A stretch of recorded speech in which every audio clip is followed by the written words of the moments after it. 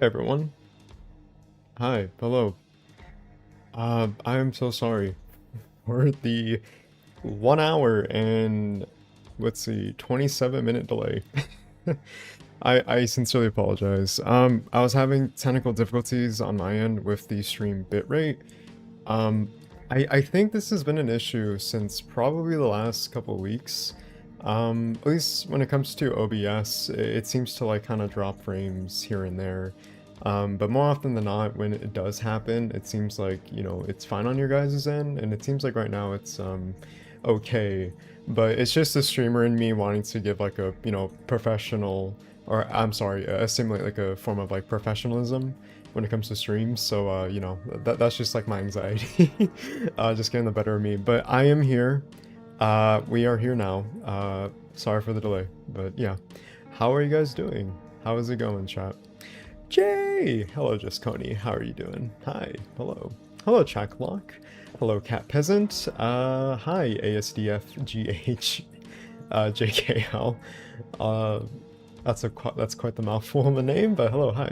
Hey, Salarin. It's fine. Thank you, Chaklock. I appreciate it. J equals worth waiting for. Oh, thank you. I sincerely appreciate that. That means a lot to me. What up, Jay? It's been a while since I was in these lives, but love to see you again. Oh, it's been a while too. Yeah, it's been a while. Pontubs, how you been? How's it going? I'm glad I have you here. Hopefully all is well. But yeah, there's never a better time to join to join a stream. You know, I don't know whether we're doing Silent Hill, something else entirely. It's always a pleasure to have you. But yeah, hopefully you're doing okay. Hi, Harry at the Disco. Is that a reference to Panic at the Disco? Awesome name. I love the I love the use of the Robbie the Rabbit emoji.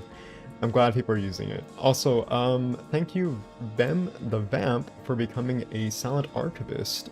I believe this was like way before stream, but thank you so much for that. And also the kind donation from the Wiz.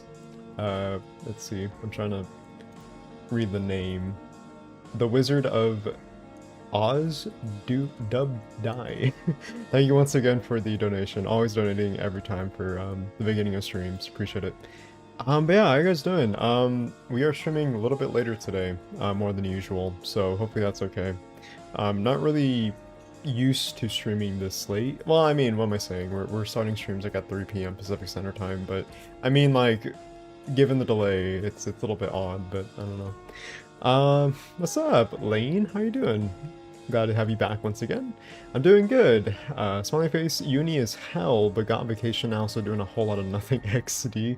I mean, hey, there's nothing better than just having vacation and doing nothing, especially after I don't know, there's a hard semester at uni. I for one was at university for a while. Admittedly though, I didn't go straight into a four-year university over here in the States. I instead did, I think community college, yeah, and then for 2 years, and then I did the whole like general eds, and then I got my, I think associate's degree. I think you get associate's degree at, community college, I believe, and then that was for English, and then I transferred to a four-year university. And that lasted for a good 5 months. I realized university wasn't my thing, unfortunately, but I did enjoy my time there. I did meet a lot of amazing people. I got a really amazing opportunity for graphic design, and I just kind of like built my portfolio and my skill sets, and also met my partner there. So yeah, but I'm very proud of you. Hopefully university is something you can finish strong, and just make the best of it. And yeah, I panic at far more places than just the disco. Really. I feel like it must be like an anxious mess, just Coney. Hopefully you're not an anxious mess during stream though. Hopefully I can facilitate the calm, soothing ambience for streams. Is that Breeds and Monochrome Night? Monochrome Night here. Hi Jay. Hi Taconaut. Yeah, it is. I have it on in the background. I tend to have Silent Hill 3 ambient music in the background during the little, webcam, I guess like pre-stream or something. Usually I just have it on because it's just Really nice. I like it. It's soothing. It helps like just keep me at peace, at ease, and makes me fall asleep. I personally think Silent Hill 3's ambience is to me at least like probably the best in terms of like ambient music for Silent Hill, but I don't know, that's just me. I guess because it has like it simulates much more melancholy themes, and I usually associate Silent Hill with a lot of more melancholy atmosphere. And for Silent Hill 3, given its themes, especially with Heather, just this like tragic character who's just like thrown upon just these fears of womanhood, and a lot of like to do with her past life, with her reincarnated self with like Alessa and Cheryl, and that trauma kind of like manifesting into what it is in that game. It's something that really you know I would say embodies much of those more like melancholy and emotional themes. So yeah, I guess that's why I tend to have Silent Hill 3 background music. But that's because I just love Silent Hill 3 too. So yeah. 2:30 for me, nice. It's 1:30 a.m. here for me. Worth the damn. Wow, okay. Yeah, I mean, we tend to have people from different regions across the world, so that's pretty cool, honestly. I applied to 5 unis today. Hope I get accepted to one of them. More often than not, I think there's like, I think statistically speaking, uh, I think getting like a chance of like getting accepted to like one of the universities. I remember doing that for universities I went to, but admittedly though, the university I went to wasn't like a prestigious school. It was actually like kind of more accepting, I think because it was a public university.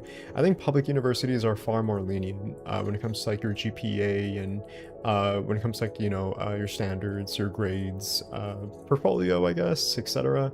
I don't know for you, Lane, but I sincerely do hope you get accepted to your choices of university. My youngest sister is actually going to university right now. She's in the process of moving into like outside student housing, or I'm sorry, not student housing, but like an apartment outside of the university. So yeah, I guess it's that time of the year, I suppose. I don't know, but good luck, good luck. I'll be here until you get accepted. Do you already know I fall asleep during your streams? I think that's everyone.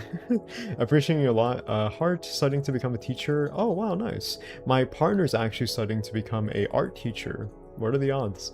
Failed one of the exams, so kind of stressing about that. I'm sorry to hear about that, but everyone else failed as well, so there's that one now. Damn, it must be that I guess demanding, really. Yeah. I kind of have a bit of an idea of what it's like to undergo that process, because my partner is becoming or they're undergoing the process of becoming a art teacher. Right now they're getting their teacher's credentials and they're finishing it up with this last semester. Unfortunately, from my understanding, and correct me if I'm wrong, but you have to pretty much not have like any other outside resources when it comes to financial aid or income when you're trying to get your teacher's credentials. Because I think in the last half of getting those credentials, you have to undergo student teaching, and so you are obligated to having to spend that time in order to get your hours, but you cannot work, which is really asinine and absurd, because I feel like you should be fairly compensated, Like, that's kind of insane to put in pretty much equal amount of hours that a teacher would do, except you're not getting paid. It's like, it's like it's like an internship, but with extra steps, I guess, or a different context. Yeah, but that's what my partner told me, and that really sucks. But yeah, no, I hope next time when you do the exam again, you're able to get accepted though. It's a good idea. I love this music. Oh, thank you, ASDF. Also, should I just call you ASDF? Because your username is a mouthful. By no means is it like a problem. I just, I just want to make sure to say your name properly. Definitely one of the best soundtracks. I agree, Austin. I agree. I listen to it all the time. Yeah, in my opinion, Silent Hill 3 has the best soundtrack for real. My favorite game as well. Silent Hill 3 and Silent Hill 1 tend to kind of flip-flop for me in terms of favoritism much of the time. Some days it's Silent Hill 1, some days Silent Hill 3. Maybe today it might be Silent Hill 3. I don't know. I have no clue. Yeah. 12:33 a.m. here. Damn. Silent Hill is my favorite. I hope it gets the remake after the first one. I think it will, Nate Gigs. I think given the track record of the Silent Hill games thus far, especially Silent Hill 2 Remake, I think given its success, and I believe Silent Hill 2 Remake has surpassed over 2 million copies sold, which for Konami, thankfully, is enough to appease the shareholders and also profits when it comes to recuperating those costs for, I'm assuming, the devs and also the publisher as well, which is them, to pretty much get this notion that, yeah, Silent Hill is back and it is still a very prominent IP to still invest in.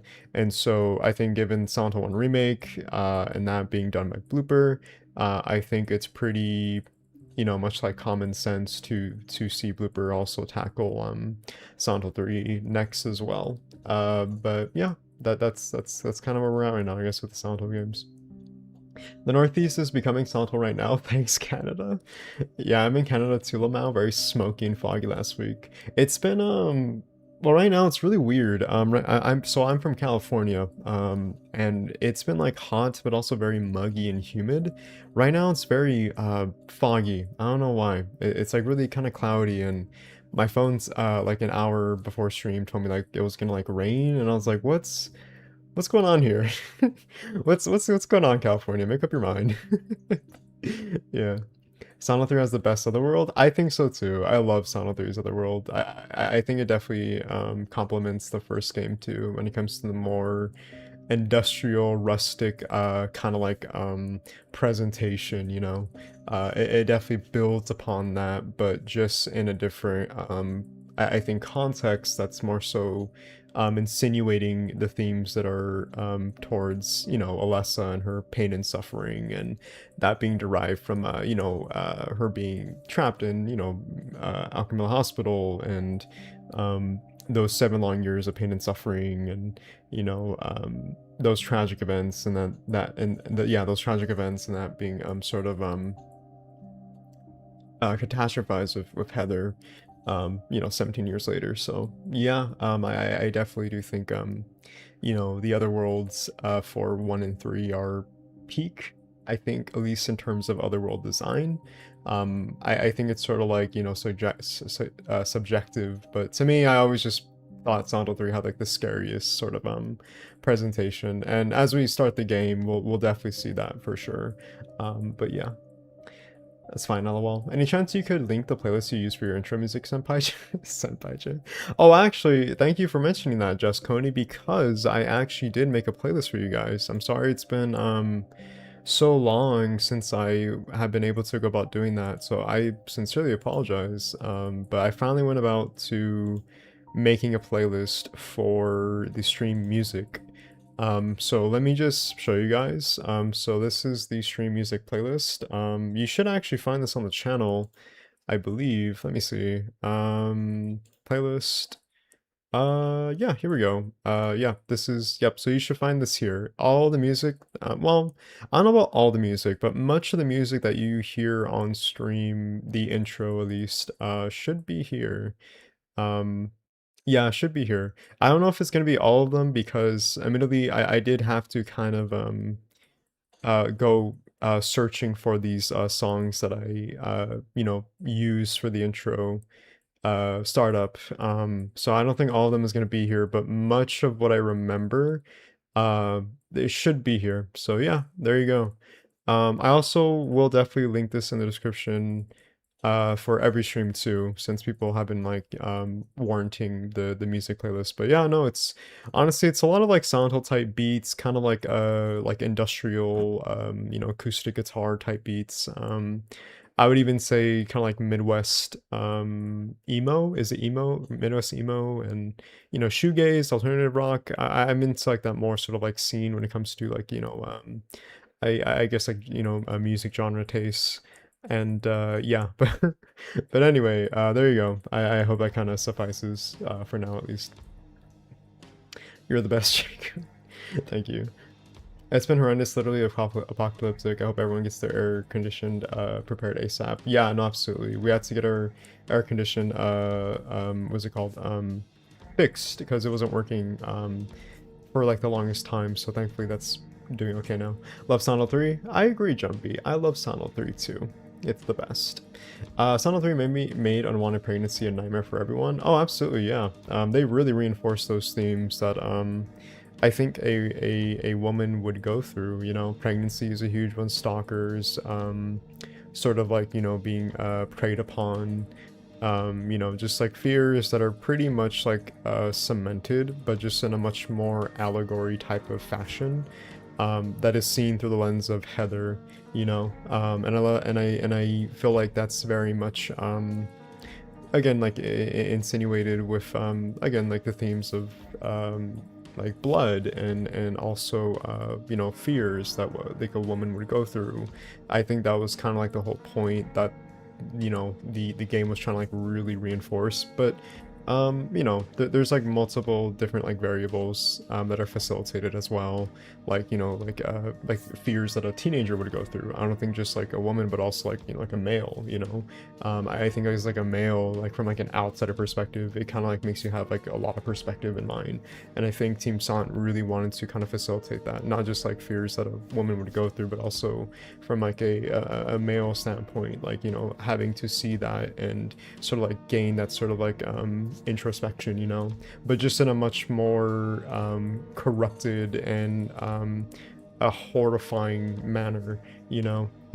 So yeah. Speaking of industrial decay, I am currently Pinterest obsessed, finding hundreds of references photos for my 9-film game. Ooh, nice. I am starting. It's been so fun. I am obsessed. I am obsessed. That's awesome, Marco. I'm glad to hear that. Yeah, but anyways, chat, so I've been rambling. It's been nice rambling with you guys, as per usual. Yeah, so we're continuing our little Santo series marathon, as per usual. Right now, we're going to be starting Silent Hill 3. We finished Silent Hill 2 last week. I don't think we'll be finishing Silent Hill 3 today, because admittedly, I am pretty late, and usually I try to keep streams around like 2 to 3 hours, so we'll definitely be streaming, I'm sorry, we'll definitely be finishing this probably like either Wednesday or Friday, depending on how I'm feeling. So yeah, but I am looking forward to it. It's been a while since I played Silent Hill 3. It's always a fun time to replay the game and, you know, kind of like get back into the meat and potatoes of it. I'm kind of at a loss though, because I don't know if I want to play the PC version or the PCSX2 version. Usually I go with the PCSX2 version, but interestingly though, there have been some updates to this to the what's it called, the PCSX2 version, specifically in the patches. I believe they added a camera mod where you can kind of simulate this sort of fixed I'm sorry, over the shoulder camera angle, which I guess I'll show you guys. But first, I've completely forgot my controller. Hold on one second.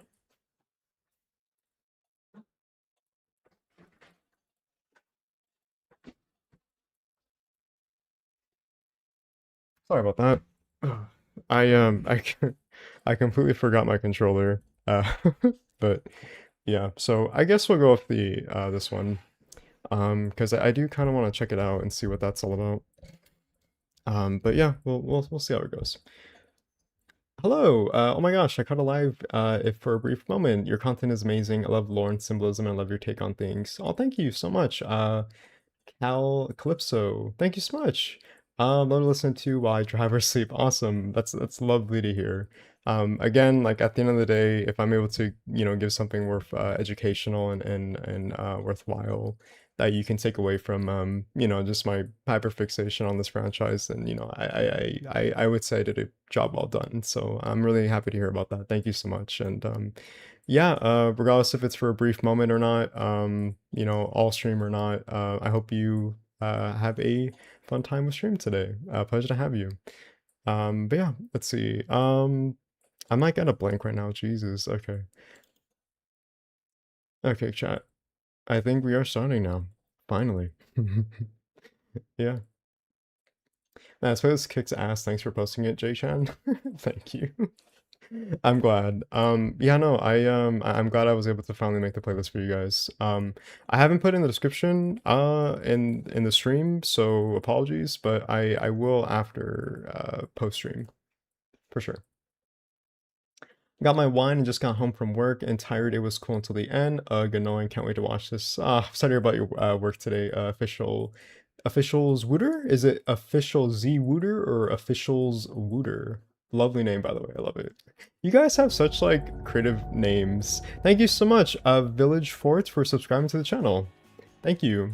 But yeah, I love your guys' like usernames. Mine is so basic. Like I know it's for like marketing and branding for, you know, Silent Hill, but you guys have such like such creative names. I love it so much. I recently beat PC version. I've had issues during and after Leonard boss fight. Yeah, so Leonard is objectively the worst boss fight. I'm actually really excited to play this again because I personally think objectively speaking, Silent Hill 3 has the best gameplay in terms of combat. I personally love the combat system in this game and the mechanics. I think this is like the sort of like, and is it antithesis? The peak of like, you know, the sort of like formula that you were introduced in Silent Hill 1 and then that sort of being integrated in Silent Hill 2, but not as like redefined. But then Silent Hill 3 comes along and that feels much more polished. So I'm really excited to go back and play it again as well. But yeah. We'll definitely get to Leonard eventually. I don't know about today, but we'll we'll go about those trials and errors. Yippee, game time. Yes, I have a deep love for the franchise. Also, it was my first horror game and grew my love for the hidden meanings behind things. Nice. I'm happy to hear that. I'm happy to hear clips. So you'll definitely hear me like rambling about it. So hopefully that you know, just fills in that I guess symbolism and, you know, I guess like emotional depth that you're warranting for, just like in a live setting though. Yeah. Just Zooter? Zooter? Okay, cool. Zooter. Gotcha. Okay. Love it. Love it. Konami flashbang.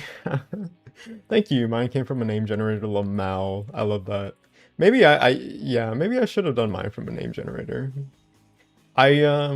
Surprisingly, I've never been asked before, but my username Silent Archives is literally just Silent Hill, but just without the hill and then just archives because I thought, oh, I thought it would sound cool because this is sort of like an archives of all prior Silent Hill, like, you know, material and media and etc. So my name is just my real name plus a B, Lamal. I used to be Pontus BS, but an American guy couldn't say it, so he just removed the first S. Pontus, like Pontus? Pontus? I probably completely butchered it. Apologies. Pontubs. Silent Hill 3 is my favorite. I like Silent Hill 4 and 1 over 2, to be honest. That's fair. Silent Hill 3 is definitely my favorite too, but it does flip-flop between Silent Hill 1 and Silent Hill 3. It depends, I guess, how I'm feeling on the day. I had Heather model disappearing or laying on the ground walking. Oh man, what? That sounds wild. Should change my username to just my handle or just leave it as it's been so long. Honestly, I don't know. You're okay, Marco. Jay, it's my birthday today. Can I get a shout out? Yeah, of course, Denjin. Happy birthday. Everyone say happy birthday to Denjin. Happy birthday, Denjin. Hopefully you have a lovely birthday. Hopefully you're having the best cake, the best time with friends, family, or to yourself, you know? Hope you're having a great time. And yeah, happy birthday. I'm honored that you're spending your birthday here on our live stream. Thank you so much. I appreciate it. But yeah, happy birthday. Hope you're having a great day. Bro's named a chive. LL Santos just without the hills, yeah. LOL, I hardly never watch live streams on YouTube, mostly Twitch, so I forget how gibberish my username is till a streamer tries to read it. Haha. Yeah. Yeah, no, you know, I'm not surprised people don't really watch streams on YouTube. I don't know, it seems like from our community, a lot of people prefer YouTube, at least from like my understanding. But then I don't know, it may be like sort of like vice versa. Who knows? Maybe if I streamed on Twitch, it'd be kind of like the opposite effects. I have no clue. But yeah, so I guess we'll do a new game and we'll do, I don't know, hard and hard. I think that's fair, right? Now you said it very well. Haha, Pontus is a very uncommon name here in Norway, but pretty normal in Sweden. So everyone just assumes that I'm Swedish. They're assuming you're bilingual. Pontubs. Nice. The carnival is my favorite section in the game. I talked about this during one of your streams, but it makes me think how will Blipper handle Santa Juan Carnival? I don't know. That's kind of a very, I think, too soon of a question since we don't really have Silent Hill 1 Remake yet, but I guess we'll have to wait and see. I imagine because they're using Unreal Engine 5 and they already um, purposed much of the, I guess, like assets for Silent Hill 2 Remake, they're going to repurpose it for Silent Hill 1 Remake. So I'm sure they'll assimilate that to Silent Hill 3 Remake when that time comes. So I'm sure that's kind of what's gonna happen, but obviously they're gonna change some I don't know, maybe like materials and the assets specifically to suit Silent Hill 3's like aesthetic and design. Uh, I feel like that makes the most sense. But yeah, I don't know. That's kind of like my sort of I guess like take. Yeah. Don't forget to like and subscribe. I mean, most have been must have been the win. Must have been the win. Happy birthday. Marco just, marketing for me. Thank you everyone, Jay. Your streams are always enjoyable to watch. Thank you, Jengjin. I'm glad. I always want to make sure streams are enjoyable and a good time to watch with all of you. So yeah, that's always my goal. Just chill and have a good time and just be nerds and talk about Silent Hill. Or just anything really. Video games, whichever.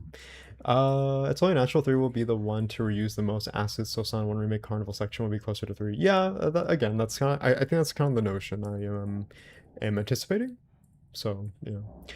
I mean, much engines, especially when, developers make a game and, maybe they want to, I don't know, repurpose it for like a sequel or a remake, they usually tend to, again, repurpose previous assets or materials for, development costs and saving it when it comes to its, sort of, I guess, development cycle. Silent Hill 3, which, we're playing right now, is of course using the engine that Silent Hill 2 was primarily founded on. And this game has a really interesting development history because it went through development hell. This game was originally supposed to be an arcade shooter. Konami at the time saw how arcades were very successful when it came to sort of like the late 90s to early 2000s. And when I think of like arcades and really popular ones, I think of like Dance Dance Revolution, Time Crisis, House of the Dead. But I think what they wanted to do was sort of facilitate a Silent Hill game in the context of House of the Dead or Time Crisis. And so, because of the success of that and the whole like arcade boom at the time, they thought like, oh hey, what would be great when it comes to having a Silent Hill game? Oh, I know, an arcade shooter, a rail shooter. But instead of that being a spin-off, let's make it a mainline a mainline sequel to Silent Hill 2. And obviously Team Silent were not here for that. Obviously, they completely interjected what Konami wanted, and they said, no, we are not going to make a rail shooter as a sequel or follow-up to Silent Hill 2. That was one of the, I think, early concepts actually, when it came to Silent Hill 3. The next one was a sort of like spiritual successor to Silent Hill 2 in the framework of the themes like psychological horror or just sort of like this like psychological approach, much like James as like a protagonist and sort of like facilitating that as well. They want to have, the framework that exemplified much of Silent Hill 2's like themes and symbolism and sort of like character approach as well. But they thought it was a little bit too like similar to like James and also like his story and those themes too. So they finally settled on just pretty much going forth with a follow-up to Silent Hill 1 because, according to the Japanese audience, when it came to Silent Hill 2, they hated Silent Hill 2 initially because it wasn't a follow-up to the Order storyline. They wanted like a continuation off of that. And so, so Team Silent was like, all right, we're just gonna appease you guys, so you guys can just leave us alone. And so they decided to just make a follow-up to Silent Hill 1 as a direct sequel with, well, Silent Hill 3. And here we are. So yeah, this game had a very interesting development cycle. Development hell, if we're being completely honest. And I would say it's like a miracle type of game, if anything. Because it just had such a skewed history when it came to its development. And so it really is like a miracle that this game even came out and, you know, is just very well polished, all things considered. It's amazing because they really had 6 months to like kind of finish everything when it came to this game, if I recall, given the timeline. So, you know, Team Silent really just, you know, made the best of the framework. Or I'm sorry, with what they were given, and yeah, no, like it's such a beautiful game too. Like the graphical fidelity, like it's such a huge improvement from Silent Hill 2, and the gameplay as well. Like this game is like truly like a lightning out of a bottle, or lightning in a bottle type of moment. Um, so yeah, no, it's a great game, and it's why I really appreciate it too, just because of like the whole like development history and just kind of like having that context in mind.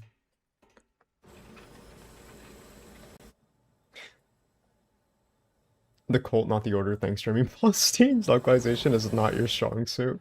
I would say he tried. I would say much of the English marketing team tried at the very least, you know. To be fair, video games, especially Japanese video games, and that being translated to an American Western audience was not always well polished. A lot of the time, they're sort of like lost. It's like lost in translation, or there's like a lot of mistranslation. I'm sorry, mistranslation when it comes to you know, Japanese to English. A lot of the time when it came to hiring English actors, for example, Silent Hill, there is always some form of like miscommunication.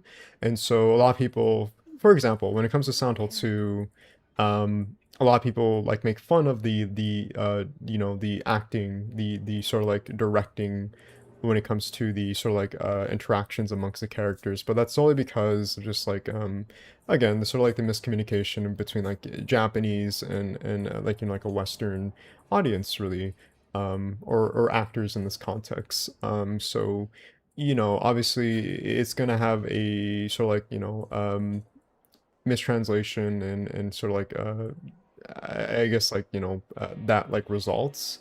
And I don't know, it was very experimental, I would say, at the time when it came to the PS1 and PS2, and this sort of like foundation of using like, you know, newly instated motion capturing, and also just like graphical engines. There's a lot to kind of factor as well, so, you know. Volume is a bit quiet, Jay. Oh, sorry about that. Here, let me higher the volume. Also, end of Small Sanctuary, the best. I love you too, Dad.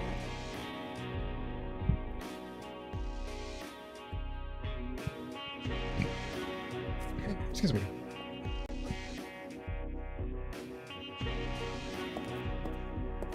Heather, I need to speak with you. My name is Douglas Carter. Excuse me. A detective?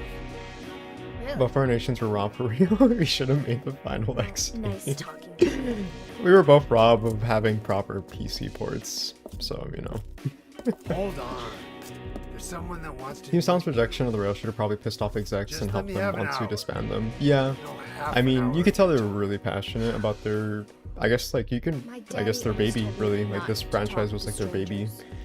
So yeah, no, like, I mean, I would too, you know, if I was so, like obligated to make a Silent Hill game in that sort of format. Like, yeah, like, I would definitely be, like, you know, rebellious too.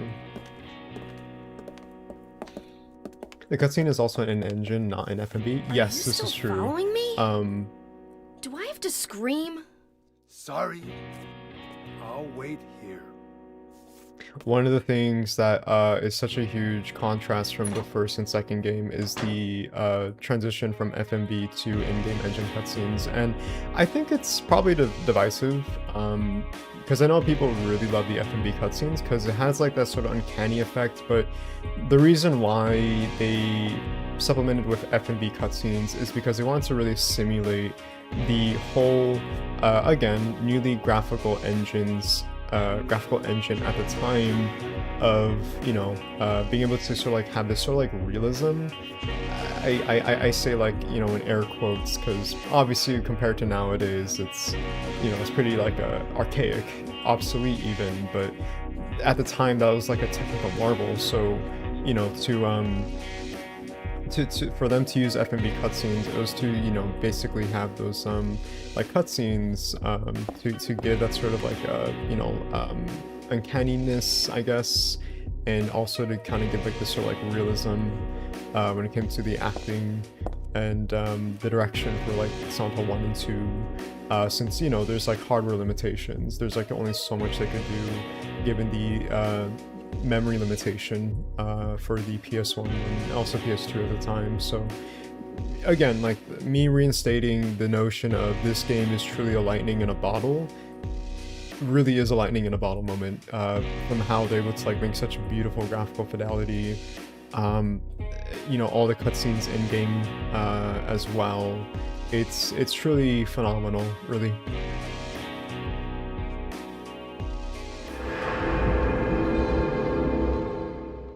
At least we have abandonware and emulation, especially emulation because setting up Silent Hill 3 PC port wasn't was ass. Yeah, I did have some trouble too when it came to Silent Hill 3, the PC port at least. I don't mind it. I just always, I don't know why. I just always prefer the PCSX2 version. I don't know why. Also, I almost forgot. So this game has patches. And we have a camera mod which basically allows Heather to have like a third person over the shoulder. And it's okay. It's not like, I would say like fine-tuned. It's kind of it's okay. Like you can see like there's kind of like some issues when it comes to like the camera, like the framing of the camera, like see like right here, and it kind of looks like we're in first person, right? So yeah, it's not as great as the PC version when it comes to the camera mod, but it's there, I guess, if you kind of like want to mess around. Oh wow. Okay. If you like want to give it a shot. Okay, this is terrible. Okay, this is terrible. Anyway, so yeah, I mean, it's cool. I feel like if I was considering using this sort of like camera, I guess, mod for my Silent Hill 3 Iceberg video, but I think I might just stick to the PC version actually, because that's actually much more well polished and finished too, and it just like has much more versatility to the mod as well. So yeah, but I mean, hey, it's there if you want to like give it a shot. I guess so. Yeah. I don't like mirrors. It's almost like there's an unknown world right on the other side.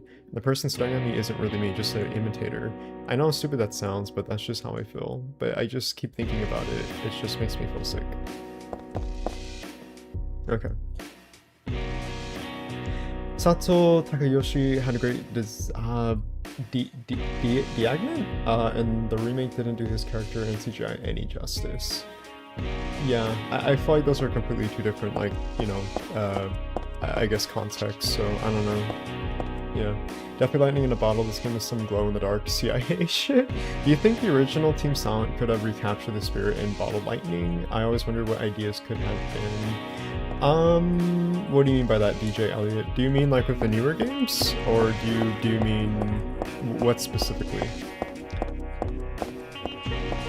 Do you mean like the remakes or like the more modern games? I think I know what you're trying to say. I just want to make sure like I'm able to clarify. I feel like Team Silent themselves were lightning in a bottle. I feel like they knew how to really outperform themselves and really just kind of like have incentive to make the best of what they had. which was, I imagine, very little. I want to say, given the whole like development history with these three games specifically, and even Silent Hill 4 to an extent. Um, but yeah, no, like they really knew how to like manifest such limitations, and assimilate much of these, I would say like aspects that we see right now into these games, and I feel like that's perfectly translated, really, and you can see that even though like it's uh, this is like on an emulator, and okay, of course, like we have like our resolution upscale to 4K, and the I would say like what's it called, entropic, I can't say the word. I don't know these technical I don't have like the best technical literacy. um I'm sorry, textures and rendering, and anisotropic filtering, I'm sorry. Yeah, like obviously, like on an emulator like this looks really really good, but if you were to play this on the original hardware, like it looks just as amazing and still holds up really well to this very day. But yeah, I think I'm gonna remove the graphic mod, is that, if that's okay, chat. It's okay. It's just not really like suited to my taste. I prefer the PC version. So yeah, a little like neat novelty, but just not something that I you know, really am a fan of. The song I used to blast in high school, it is so close to my heart, very sentimental, youthful track. I agree, yeah. I remember listening to much of the Soundle tracks in college as well.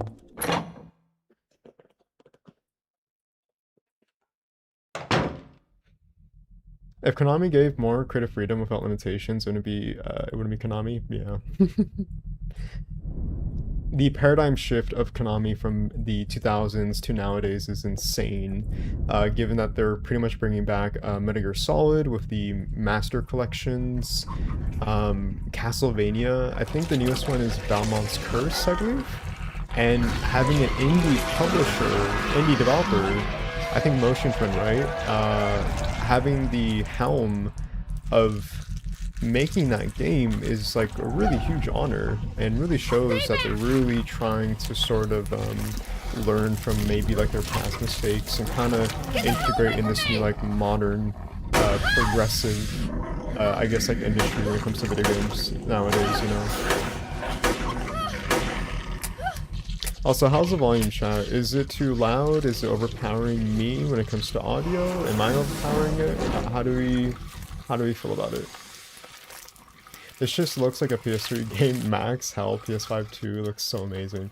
Yeah, no, like you can definitely compare this to like a PS3 game from like maybe 2006. Like that's how good this game looks. Oh yeah, specifically if Team Silent were somehow reassembled to work on the Silent Hill remake. Oh, okay, yeah. Um, I don't know. I don't know if that would. I don't know if they would be able to perfectly recapture that. From the original. I don't think you can recreate art, because it's hard to imitate something that's already perfected, right? Like I feel like the same notion could be applied to Silent Hill 2, the original. Like you just can't recreate something that's already done masterfully, um I don't think, even if like you did get the whole team back again, and you had all like the founding members to recreate Silent Hill remake. I don't think they'd be able to do that, because there's just like so many variables to consider. um oh I what is this? What is this? I see Sent Goat Trophy. Oh, thank you, now CJ. Hope I didn't mispronounce your name. Apologies if I did. For the Goat Trophy. Thank you. Okay, so I keep seeing these new things. I don't know what they are, and I feel like a boomer. Uh, 1000 jewels. Okay, I don't know what they are, but I think they look really cool. Um, I have no idea what they are though. But thank you so much. I appreciate it. I looked to my live chat and I just see the goat and I was like, oh, cool, nice. That's like a golden goat. That's so funny. Thank you. I appreciate it. Yeah, but no. I think if you did even have like the original founding members, I don't think they'd be able to recreate something that's already been, done. Because again, there's like many variables to factor. Again, because like the graphical limitations at the time, these sort of like I don't know, maybe sort of what's it called? I'm trying to think of the word. Oh, hey, look, the Silent Hill 2 poster. There's a lot of references in this game to Silent Hill 2, by the way. This is the, I believe the Japan-only Silent Hill 2 navigation file, which is just like a Japanese-only official guidebook. Um, so it's pretty cool that they have like a little reference here to that. It's just kind of weird if you think about it in like retrospect that they just have Silent Hill 2 like in universe just here. Yeah. Yeah, no, anyways, I don't know. I'm kind of like blanking at your question and also giving like a proper answer. I apologize, but I don't think so. And maybe it's for the best because I think it's hard to recreate something that's already been done and there's no reason to change it, you know. I guess it's kind of like the saying like why change something that's already good? Um, so yeah, but I think in this context it's just different because there's a different developer, which is Bloober Team, and it's not Team Silent, right? So yeah.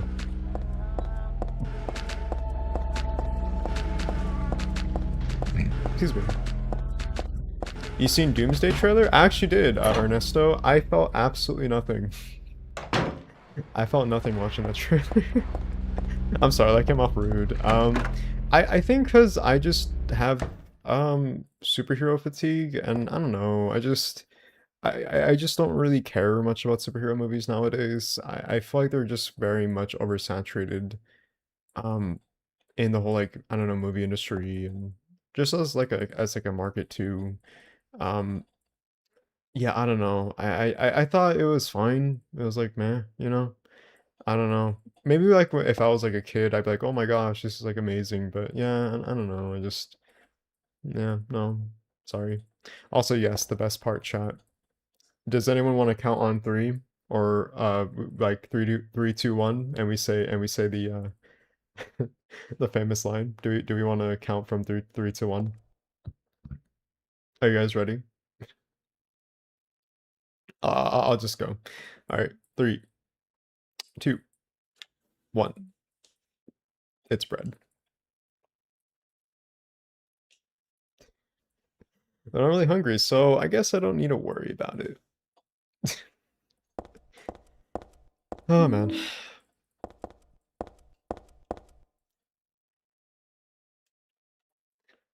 I love like even like there's a lot of just attention to detail with the breads too. You have like a baguette, you have like what's it called? Like white Texas toast bread maybe? Bonduce? I see donuts, I see pizza, I see sprinkled chocolate donuts, chocolate sprinkled donuts, muffins, a pastry dish. I just love the attention to detail. There's no reason to, but they just, I appreciate it.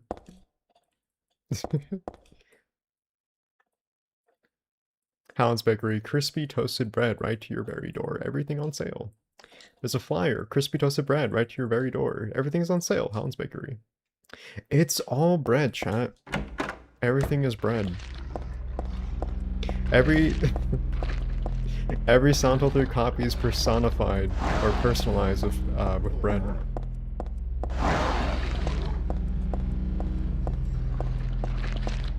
Burn my bread. Love the Persona 3 reference. It's bread. Sam, I don't know anything nor care for Doomsday, the Batman Part 2 teaser, however, I am over the moon. It will top Dark Knight. Yes, I am Nightblazer. I do not care. That's fair. Alright, let's practice our countering. Let's see. So one thing I really love about this game is the counter system. Especially when you do perfect counters. It's really, really satisfying.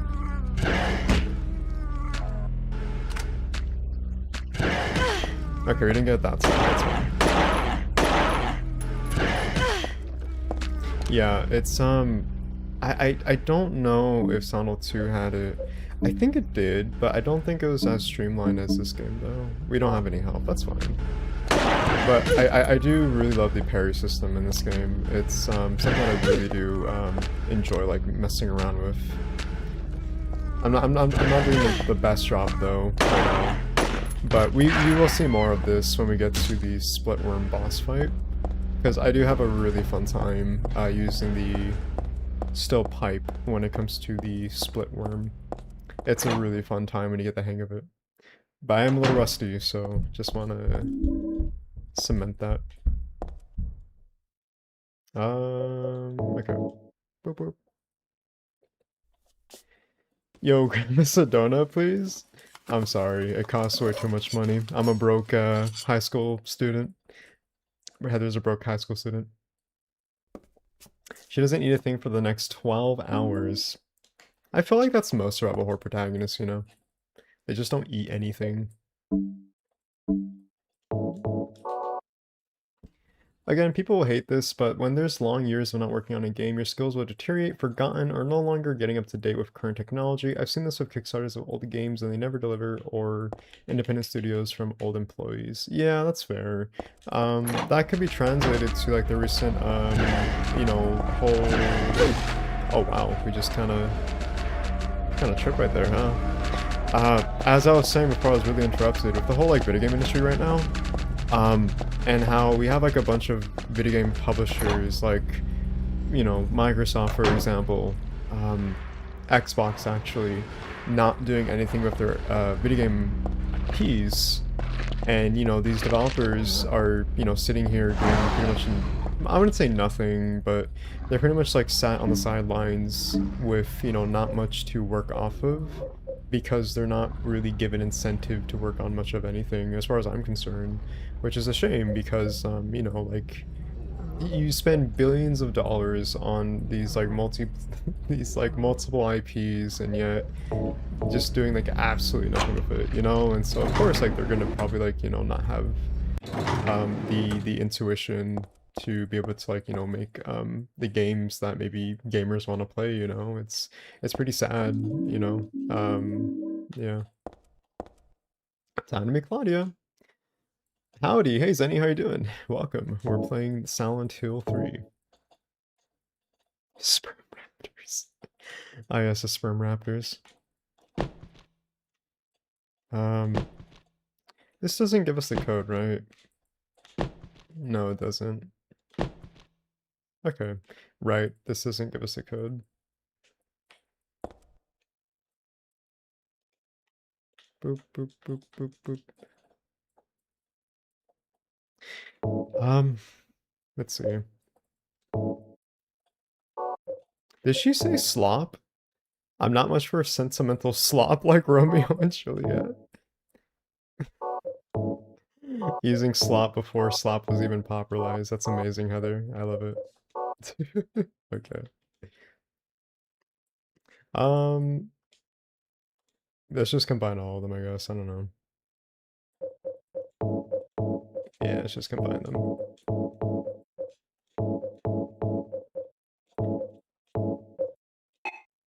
Oh, okay, we're just... No. Alrighty then. If I saw things Heather did, I wouldn't eat anything either. What version is this? It looks clear. This is the PC SX2 version, Ernesto. We're not playing the PC version. This is the PC SX2 version. It's mostly my version of choice, to be honest. I don't know. I've always just found it to be very easygoing for me. Nothing wrong with the PC version. There is like a couple like issues when it comes to its audio mixing, but I think it's a perfectly okay PC port if you have the Steam fix um, downloaded and used as like a patch. But yeah, no, it's okay. It's fine. I just, you know, prefer the PCS62 version if anything. Um, so yeah. Okay, you know what? I'm just gonna have a little guide because why not? Okay. Boo-doo.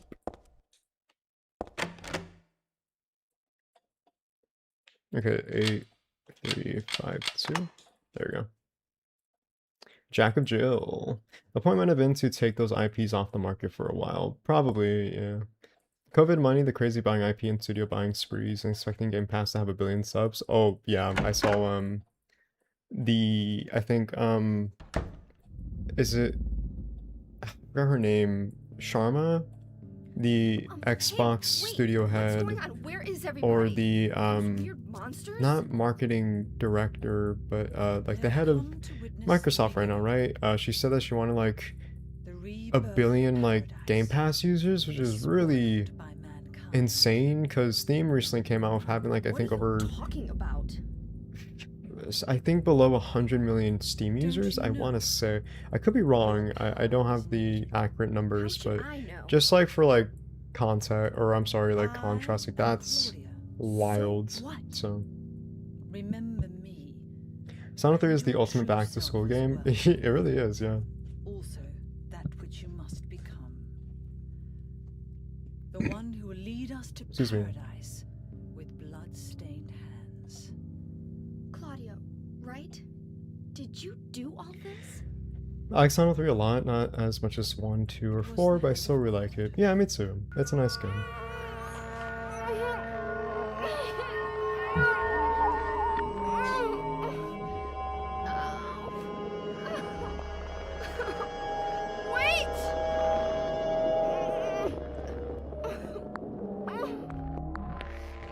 No eyebrows, bare feet, crazy talk. Oh my god, she's a homeless person.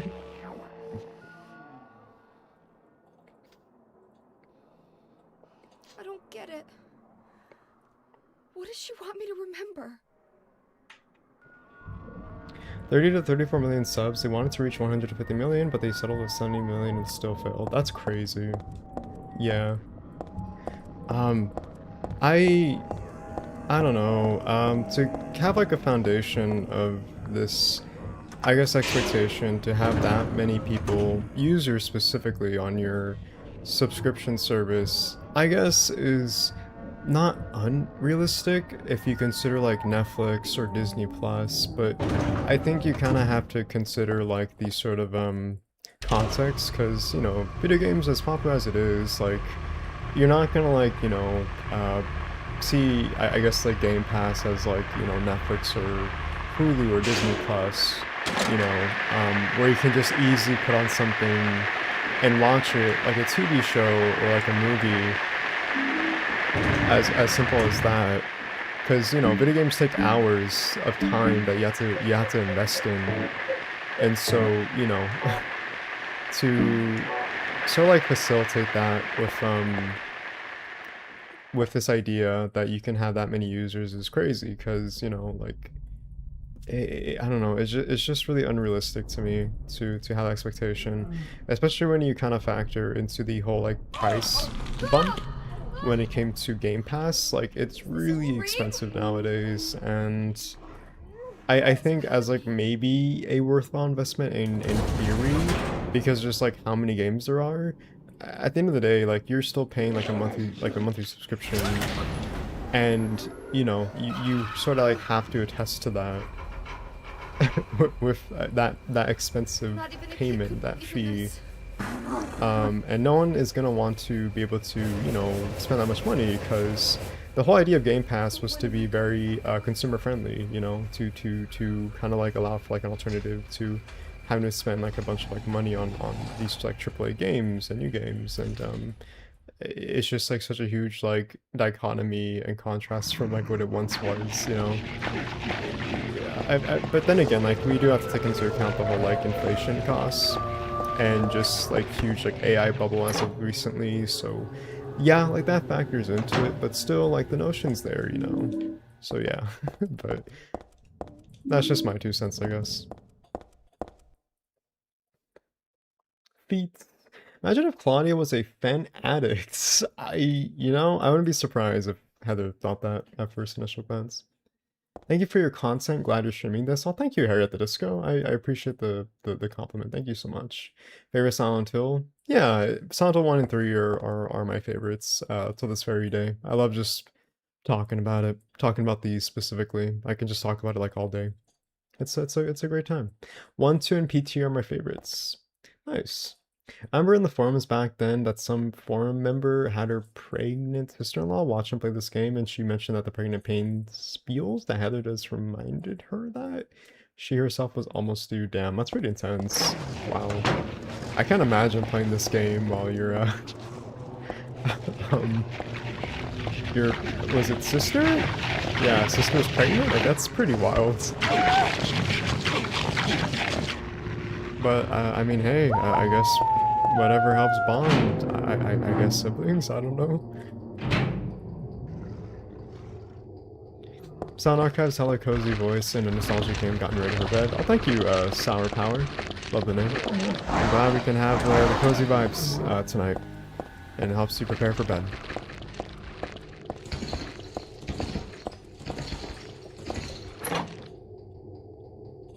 Can we get the Easter egg with a certain toilet? No, actually not yet, because we don't have the flashlight. We need to get the flashlight. There we go. Yeah.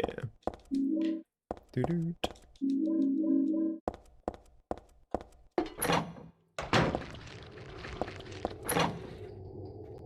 Alright, let's see. It's full of filthy, muddy water. Looks like something's stopping it up. Will you remove the blockage? Alright, here we go.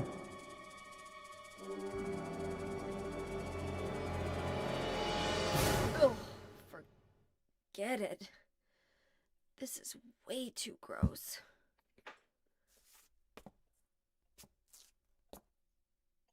Who would even think of doing something so disgusting? You see James in the corner just like just side-eyeing Heather. I don't know. I don't know who would do that. Interesting. So all in all, it took me a while, but pregnant pain spells equals demon baby equals otherworld transitions, mind blown. Yeah. The 2 copies of this game I have are where my important documents are for IRL stuff. Wild. I ripped PT outside files and made a VR Half-Life Alyx playable mod. Oh wow, that's really cool. Damn, that's awesome. I don't have a VR headset, unfortunately. Not anymore, at least. But I think that's like really cool. I can't imagine playing PT in a VR headset. That sounds crazy. I feel like chat would probably be down to see me play that, right? Like PT with a VR headset. That'd be kind of wild, I think, for like a stream. Doo-doo.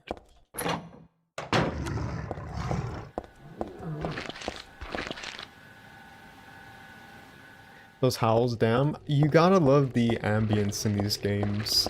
It really messes with you, which is the point. It's supposed to, you know, psychologically mess with the player.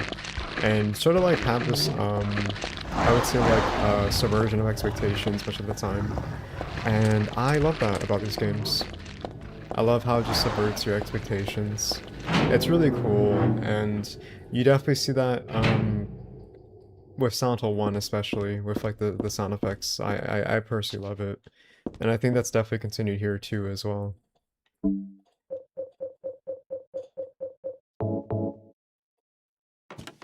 James Sunderland? I would. James Sunderland with his pee-pee poo-poo hands, yeah. I love how she just looks at the camera saying that. It's pretty great, yeah. I love how this game does not shy away from making just very blatant references to Silent Hill 2. Like, it's pretty great, and I wish Silent Hill 4 did that with, Silent Hill 3. I mean, it does make references to the prior games, but I wish it kind of went all in, like what this game does, so...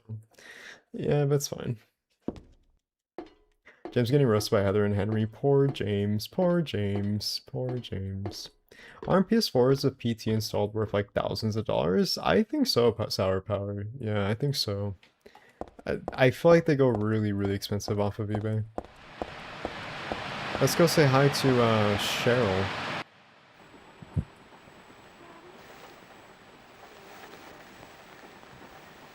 Atmosphere in the first 4 games are top notch. Absolutely, yeah. Imagine dropping the money and a ship sim is not installed on there. Yeah, that'd be wild. I feel like some scalpers would probably do that too. They probably have, actually. The lighthouse, the save point, long spiral staircase, the ominous music, playing boss time, it subverted our expectations, yeah. There was a nice silver ring in here last time I came. Bummer that it's gone, huh?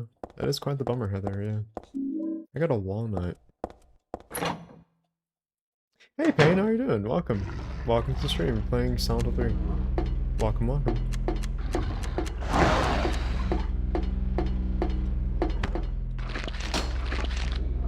Alright, we need to go to the Glutton's Pig. Or the pig upstairs. You can experience the room in VR from Silent Hill 4 on MetaQuest. I downloaded it, I just need to get it working, lol. Wow, look at all these like really cool like mods for the games, huh? I know there's mods for VR for Silent Hill. That's been like a recent sort of like progressive push in the community, which is really cool. Yeah, I feel like it definitely gives like a very, very different vibe than what we're normally accustomed to, which is awesome.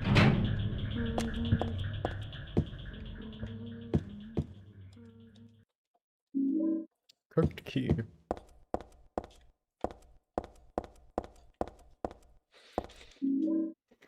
Doo-doot.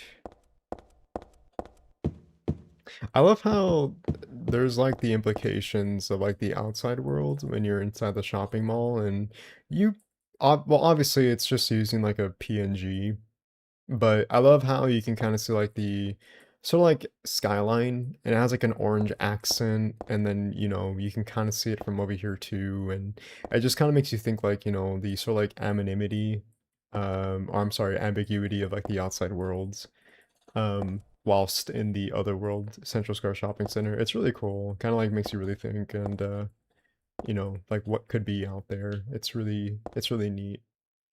But it's also interesting too, because like you look at the buildings and you can see like the architecture like seemingly normal and fine.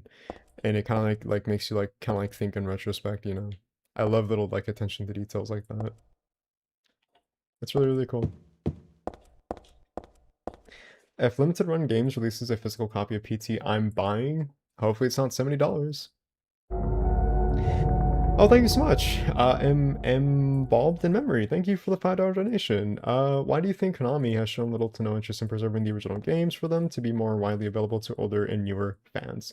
That's a great question. You know, I think I answered this the last stream. And correct me if I'm wrong, chat, but um, from my, I guess, like, working theory is I don't necessarily think they're against or have like little to no interest in preserving the originals. I just don't think maybe I guess I don't know like marketing push is there.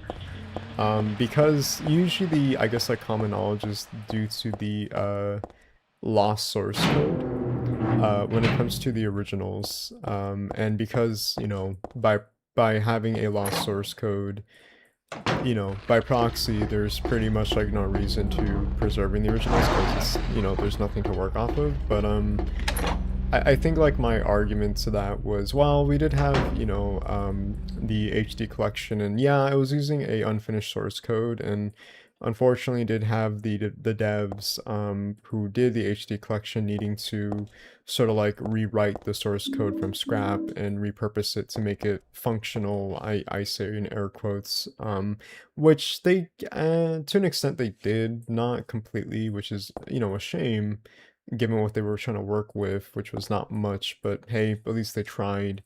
So I think with like that idea in mind, I do think there is the push to have the originals preserved. I just think, you know, the push to market that would take a lot of time and a lot of work, and you would need to hire a staff in-house or maybe outside, like sourced outside for like a third-party dev to work on those, I guess like PC ports, really.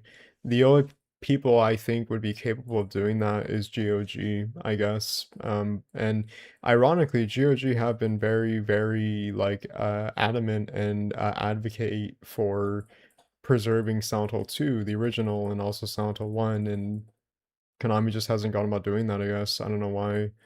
Of course, like I'm not an insider, I wouldn't know personally, but I just think because it's just too much work and there's a lot of like I don't know like ethics that probably go into like the whole like business I guess like side of things, but I think it just really boils down to like the work and like the work ethic behind it and why Konami hasn't really pushed for it. But I don't know. I think that also kind of raises the question of, well, if that's the case, then you have, Metal Gear Solid Master Collection and, Konami doing that. So why doesn't Silent Hill have that too? So I don't know. There's like a lot of like, I don't know, like variables to factor. I don't have the answers, unfortunately. I wish I did, but that's kind of like my take on it, really.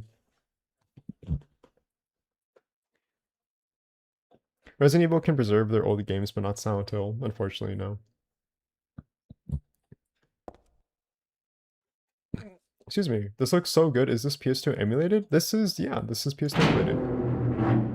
This is the PCS62 version. Took them also long to be convinced to re-release the Dino Crisis and Breath of Fire. Yeah.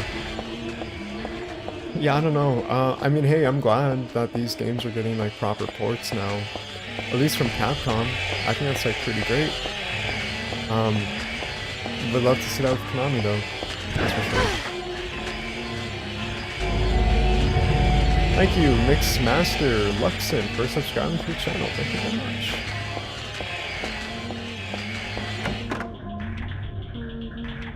I'm happy Metal Gear Solid 4 is getting re-released so it's no longer stuck in PS3 prison. Yeah, I heard that's like a huge like revelation for a lot of like Metal Gear Solid fans. Must be huge. That's awesome. I never played Metal Gear Solid before. I never really had much interest, which is definitely like my fault. I don't know why. I just never really did. One day I definitely have to play it though, for sure. Maybe one day.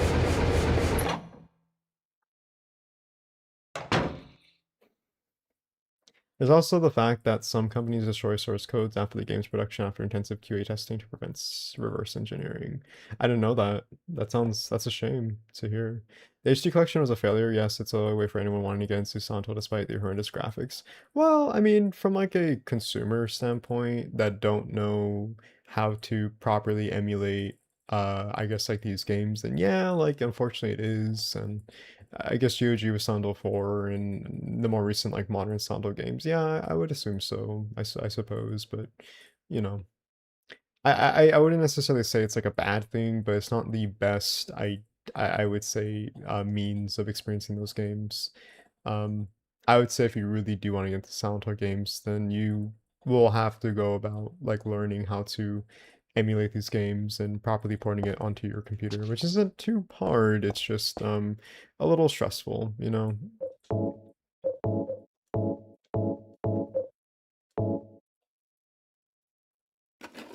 Konami just roll off HD collection just like how the MCC ports of Halo CE and MCC was missing visual details in the log. Interesting, yeah, probably. The HD collection's voice direction was by Mary Elizabeth McGlenn, and for a big fan, she misunderstood everything. Yeah. I mean, I haven't played the HD collection, so I mean, I wouldn't know. So.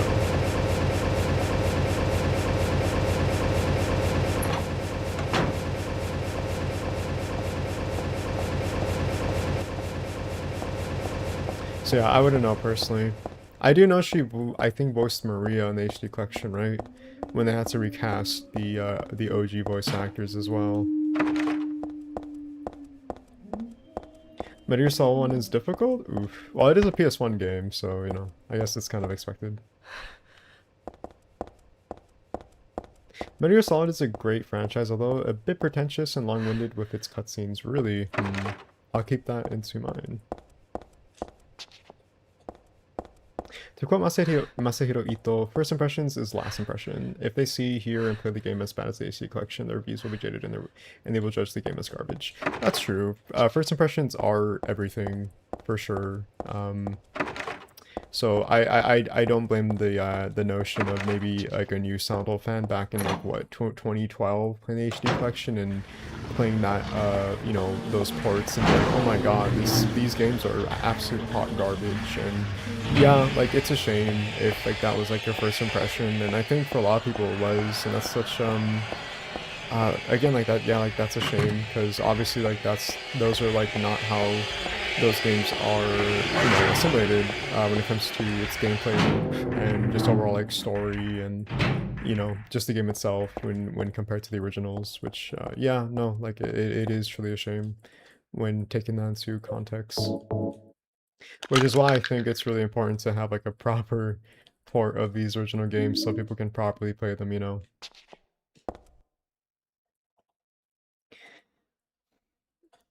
She had the wrong voice. She also shat on Guy Seehee in the old cast. Oof. Well, that's not good. In line that they couldn't find Heather Morris, so Silent 3 didn't have the old voices.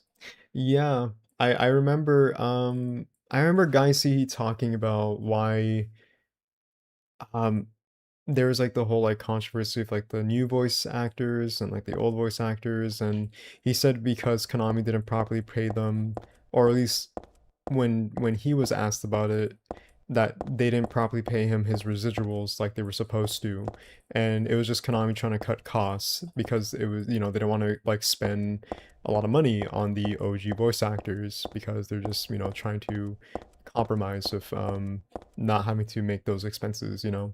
I think like a lot of the time in the video game industry they tend to do that actually, which is pretty, you know, lazy for one, and really, you know, lacks the authenticity of the original direction too. So, you know, yeah, like that's definitely the case as well. And I think even Heather Morris in an interview, when asked about that too, they just said that they didn't ask for her to come back.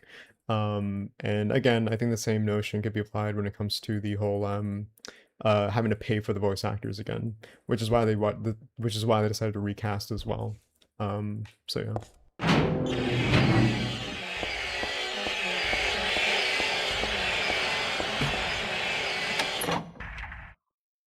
Didn't you guys see he back then made an anti-vaccine post and everyone got mad? I wouldn't know, Pain. I have no clue. I don't really follow guys Suhi, to be honest. I don't really follow too many people in the Silent Hill community, like the VAs or just like I guess like the devs. I think the only exception is like maybe Masahiro Ito, because of just like his knowledge when it comes to the games, and also just like his, you know, yeah, his knowledge when it comes to like the development history and just like fun facts and just, you know, his thoughts and everything, answering fan questions. Yeah, that's about it though. I don't really follow like much of the VAs, so I have no clue. GOG is trying. They want to get Silent Hill 1, 2, and 3 on the preservation vault. I really hope they are able to be successful with that. I really, really do. Because that'd be amazing, honestly. I would love to have proper PC ports of these games. They mean a lot to me, and likewise, I imagine they mean a lot to a lot of other people too. Tom Hewlett and Mary McGee keep lying. Why they remake 3? Who would you cast as Heather Douglas, Claudia Vincent? Again, because they don't want to recast the original voice actors due to wanting to save on costs. So they were just cutting, you know, costs on rehiring the VAs because they didn't want to like pay them their residuals, which they should have, rightfully so, but they just didn't want to. Jay says that, but he follows me. I should have left it out for him. Jay being pure from social media, lol. It's true though, I don't really go on social media much anymore. Or I mean I haven't like in over like a year actually. The last time I ever used social media proper was Instagram, I believe. But the only reason why is because of my partner having Instagram and also my friends, and just to kind of like keep in contact with them. But even then, like I just never really used it much. I just decided to just kind of like let it go. Pipe, did you get the pipe? Yes, we have the steel pipe. Yep, steel pipe.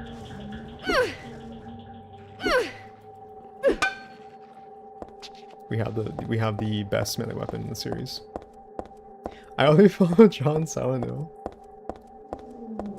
Oh man, I can't wait for John Silent Hill from Silent Hill 5.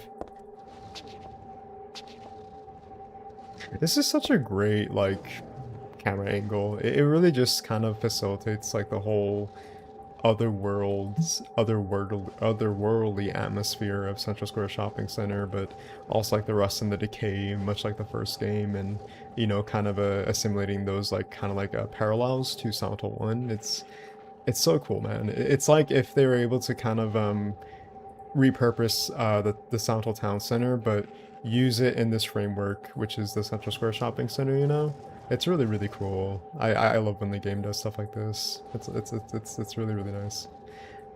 Whenever we get that remake, I hope it does something similar with this too as well. And same with Silent Hill 1 remake. I can't wait for the remake too. Both actually, but. I'm gonna play the first 3 Silent Hill games on the OG PS2 and play Silent Hill 4 on GOG because I lost my PS2 copy of Silent Hill 4 a while back. Oh, that's a shame. But yeah, no, I feel like, you know, if you're able to access the original, I would say like media, which, you know, whether it's emulation or, you know, official, like, hardware, and also, you know, native PC ports, then like that's, you know, that's fine too. Time to fight the boss that vindicated the Silent Hill Wiki editor who said the entire series was about circumcision. Yeah. Social media is exhausting, yet it's a good way to engage with a community you like, but that's just me. Yeah, it has its trade-offs, you know. I think what matters is when you have push and pull. So you have to have like pull when you know like when to pull away, but then also like push, you know. Excuse me.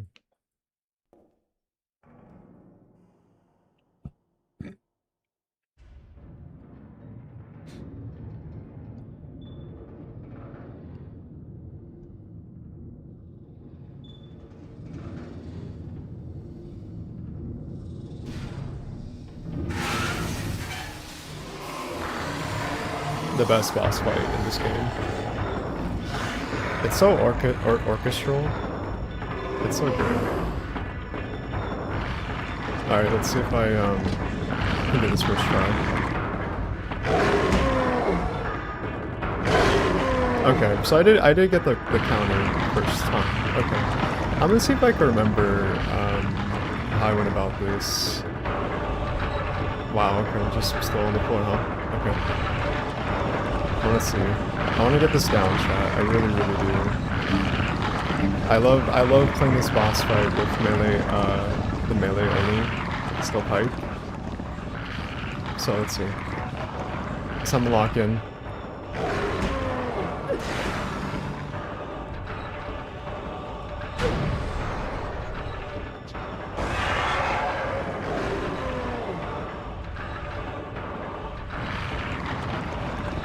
Okay, not too bad. We're kind of getting back into the swing of things a little bit. It's the worm from Tremors.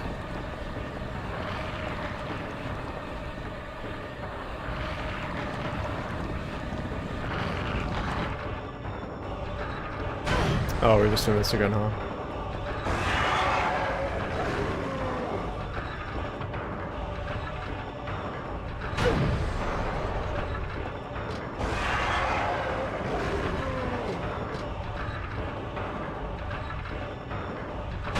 Wow, okay, just keep doing that attack. Alright.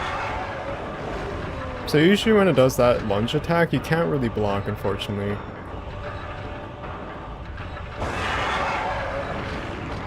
I don't know. Yeah, usually you can't like block when it comes to its like a lunge attack. When it kind of like readies up. Like when like, you know, makes like a loud shout, like when it just did. Yeah, like, when it does that, like, you can block, but when it does, like, the little wind-up, you can't for some reason, unfortunately.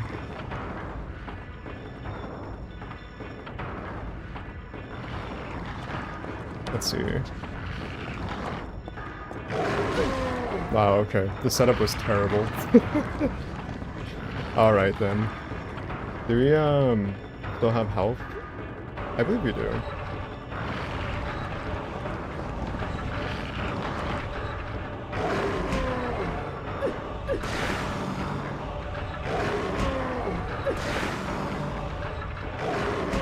There we go. We got a little loop going on. Okay, I think we got a little, like, little loop going.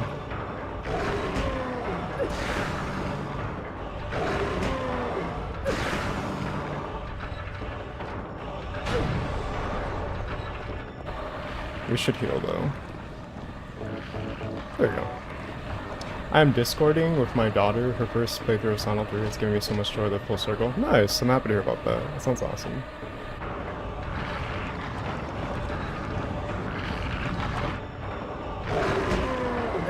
There we go. Kinda had to be a little bit close, more than usual, but it's fine. There we go, we got the little gameplay loop going. A little too close for comfort, but it's fine.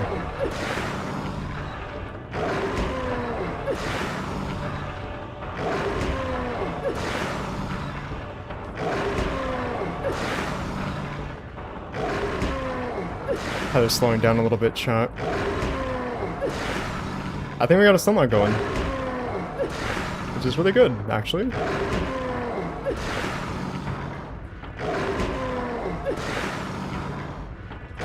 Ah, damn. Okay, well. Hey, we got like a little good progress going, which is good. I'm a little rusty, so.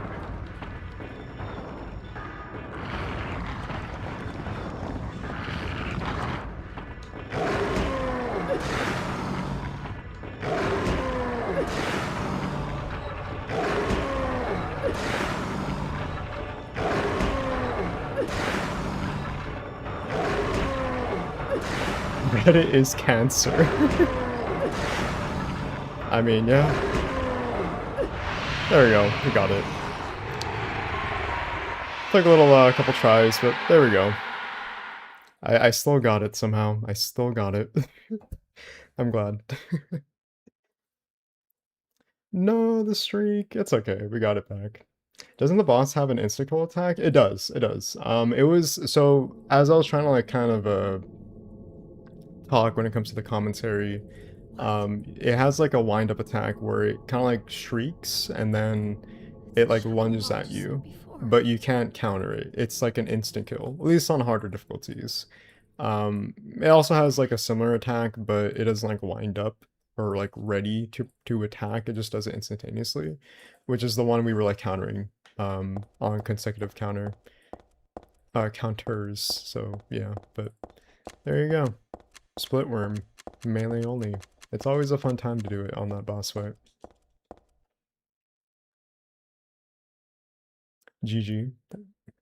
Use the Heather beam? Do we have the Heather beam? I don't think we do, because this is a new playthrough. Yeah, no, we don't. Sorry, pain.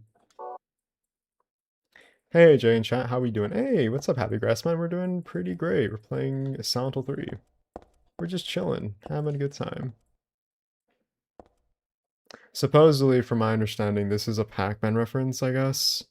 Which, I mean, I could kind of see, I guess, but I don't know. Don't really know the validity behind that, but, I mean, hey, it's there. Also, like chat, it's the intro cutscene where Heather was talking to Harry and met Douglas. RE4 Salazar boss has an instant kill attack that's similar, always gets me at least once. Yeah. Gotta love your instant kills with boss fights.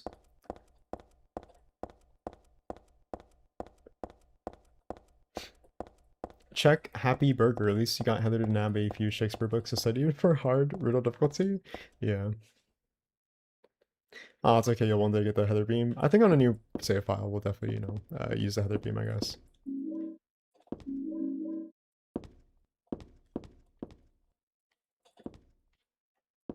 I wish they brought Happy Burger back in the future games. I don't know why. Such a popular food chain too.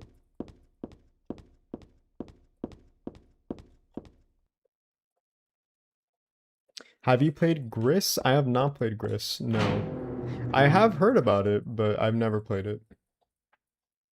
My partner has though, and they've talked about it. They say it's a very beautiful game, artistically speaking. And yeah. But no, I've never played it. What just happened? You must be one of them. What did I do? What do you mean by one of them? You're in on this with Walk that on Vanity Claudia, aren't you? Ruins. Yeah, absolutely. Claudia? No, Jay, that room is for staff only. Yeah. She asked me to find you, that's all. So you are one of them.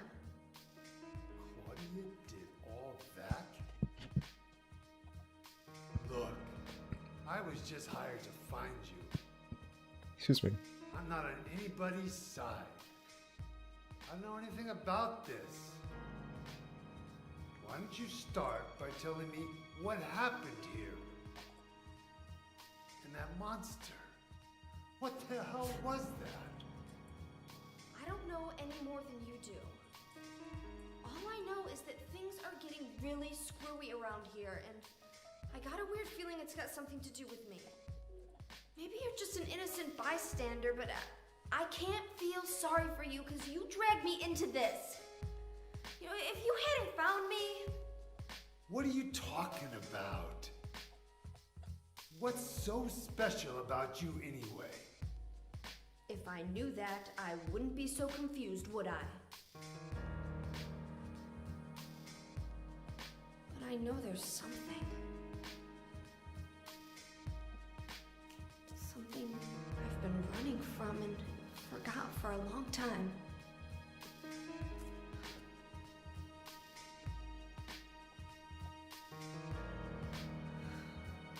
How did I remember that? What's wrong? Nothing. Where are you going? I'm taking the subway home. What should I do? Hell if I know. Well, I'm sure I went to Happy Burger a couple days ago on the new 2 Retro Review stream. It was awesome. Damn, you could have entered the Konami code. He would have been in his boxers and all. Oh, that's right, yeah. If you do enter the Konami code on the main menu, he does have his boxers. Yeah, it's pretty. It's a pretty neat Easter egg. Your partner is right. Gris is an amazing game. I have it both on Xbox and Steam, and I think you should play it someday. I'm also planning on 100%ing on Steam. Yeah, for sure. For sure. This herd mentality is popular worshipping thing needs to stop. How can small channels grow if people won't watch their content or leave comments? What? I'm confused. Herd mentality? I don't understand what you're trying to say, Tori. I see that joint, Happy Burger, you promised you'd take me there, but you never did. I'm alone there now with my special meal. Could she really be here at Happy Burger? You know, I like to think that. I like to think we're all just at Happy Burger, mentally speaking. Eco actions. Just jamming, yeah. The subway's a pretty interesting section. It's a great section in terms of just vibes and atmosphere, even though it's definitely one of the more shorter sections in the game. I do think it does leave like a really haunting impression on you, especially when if you do like the little side quests with the subway ghost, and you know, that being something that just happens abruptly. Yeah. Also memo cat foods. But yeah, I don't know. It's a nice, interesting section. I know it's definitely inspired from the likes of Jacob's Ladder, from my understanding, which is pretty cool. I am definitely aware about that. When it comes to like inspiration too, but I do think subways could be pretty haunting as well in a way. No. Time for a foot long sub at Subway. Ooh, nice. What kind of foot long? I remember when I used to have Subway before I could, you know, when I was able to stomach those types of foods. I had like I think like a chicken ranch melt. I think that's what it was called. It was really good. I loved having those things when I was younger. Yeah, here we go, the newspaper. Average New York Subway be like. Minmo hype. I agree. I didn't know the boxers code was real, haha. I never actually looked into it. I gotta make a mental note for my next playthrough. Yeah. If you're interested, I am making a Silent Hill 3 Iceberg Explained video, which should be like around an hour and 30 minutes long. I would say maybe pushing to 2 hours, just solely on like obscure facts, like lore and just like development history. Just basically think of like the ultimate Silent Hill 2 Iceberg Explained video. Pretty much like this, like word for word. So I mean, hey, if like you want some like more like Persona 3, uh, I guess like facts and stuff like that, then there you go. I should watch Jacob Slider again. Yeah, I like how a lot of the areas in Silent 3 have that liminal space feel to it. I do like the liminal space feel to it as well. Yeah, I used to like Subway's meatball subs, not so much anymore. Not enough human waste and needles to be in a New York City subway. Turkey and American cheese and banana peppers on white bread. Sweet new lore video. Yeah, it has like the whole enchilada. Yeah. Also, iceberg videos are one of my favorite type of videos, so I can't wait for that. Oh, thank you, Zenny. Yeah, I've really been kind of like prolonging that video. And it's funny because that video has been like technically speaking in development since last year. I think September or October of last year when I just kind of like I think was wrapping up I think content on Silent Hill F. And so I was going about to do a Silent Hill 3 iceberg video, but I got fatigued and just worn out and I was just tired, and so I decided to just kind of like go back to it eventually in time, but it's definitely been like that project that has been very way long overdue, and I definitely need to like get around to working on it. Um, but like I've been like battling with like my health issues and depression doesn't really help either. So yeah, I really been trying to like stress that video out and get it done. Really hoping this year I can. That's definitely the plan because I do love this game and the amount of knowledge that I have about it and the things I've learned and I want to like also simulate in the video format would be amazing. You know. Also, fun fact, guys. Did you know that you can there's like some frames of Sonal 2 on the top right hand corner in the little subway booth. You can see James, the cutscene of James when he's finding or when he first meets and encounters the lying figure right here. Yeah. Again, so many Silent 2 references with this game. That's fine, take your time. Thank you, Zenny. I appreciate it. I appreciate it. No pressure, Jay. It goes all to these re-streamers, RE streamers that have entitled attitude about their position in the community because they bought Capcom ambassadorship. They act as if they write a passage very disheartening. I have no idea what you guys are talking about. I'm sorry. There's like a completely different conversation going on in chat. I guess when it comes to content creators or something, I don't know. Correct me if I'm wrong. I'm just kind of out of the loop. Apologies. The subway is a mixed bag gameplay-wise. You do get lost and it can get annoying. However, the atmosphere and getting lost contributes to the feeling of hopelessness. Personally, I think it's great. Yeah, I think it's great too. I mean, much of the Silent Hill games do have that sort of lonely feeling and sort of like misdirection a lot of the time. But at the same time, I feel like it kind of incentivizes the player to explore, to explore much of this like depth that is within these these locations. And I think that's like one of the most fascinating things to me is just the exploration in these games. It's sort of like a state of mind, like Silent Hill, for example. I personally just like love getting lost in these locations because I visually could see myself in like where Heather is right now in the subway section, just like roaming around by herself and getting lost. It's such like a vibe, and I appreciate that from like a gameplay standpoint. Oh, good. Take your time and create the way you want to create. We will be here for you. Oh, thank you. Thank you, Marco. I appreciate it. Subway 3 Subway is more atmospheric, scary than Subway 4, Silent Hill 4 Subway. That's true. I think to each of their own. They have like their own like needs to kind of like facilitate why they're, um, I guess kind of like what's it called? Presented the way they are. For Silent Hill 3, it's just because it's Heather trying to like get home and it's just one of the locations she has to go through. But for Silent Hill 4, it has much to do with Walter Sullivan and his sort of like past memories being manifested into his other worlds, from when he was in his youth, specifically when he was homeless, and that being like corrupted due to him having like this power over his like other worlds due to doing the 21 Sacraments ritual. So there's different contexts and reasons as to why they're presented the way they are.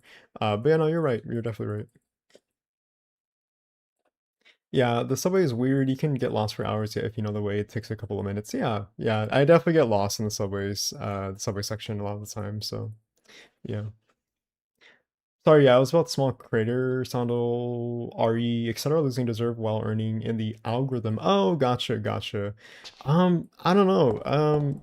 I guess if I were to give like my 2 cents on that, I just think RE as a franchise is just much more popular. Objectively speaking, compared to Silent Hill, I just think that's just kind of the whole like, cultural norm and just the shift that a lot of people just kind of know it for, you know? So I think like by, that notion, you're gonna see like more like interest in RE compared to Silent Hill. So I don't know, that's just kind of like my 2 cents on it. Yeah, compared to Silent Hill.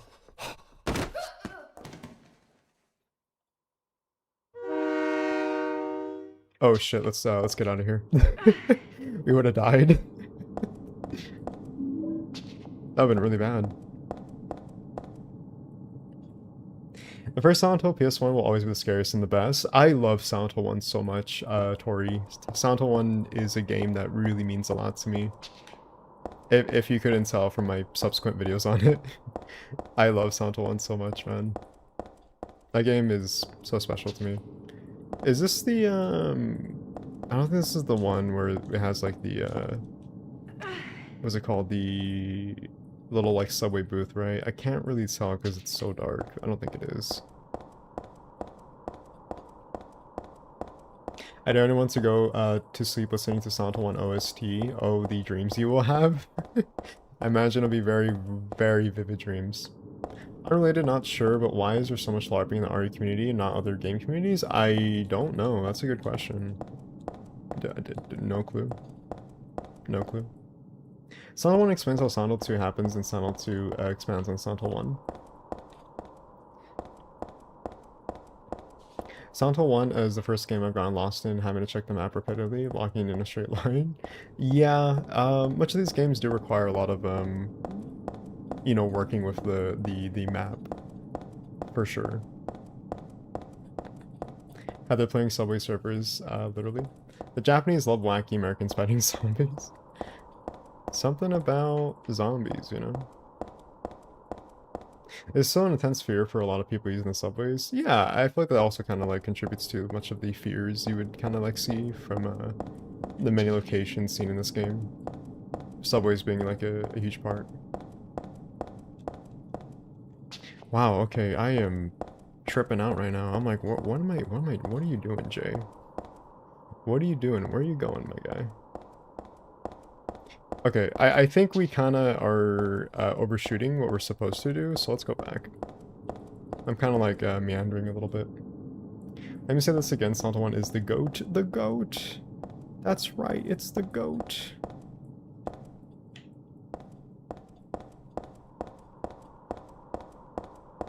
This is by far my favorite Silent Hill. Silent Hill. Yeah, I agree, Gaga Dreams. It's between this and Silent Hill 1 for me, for sure.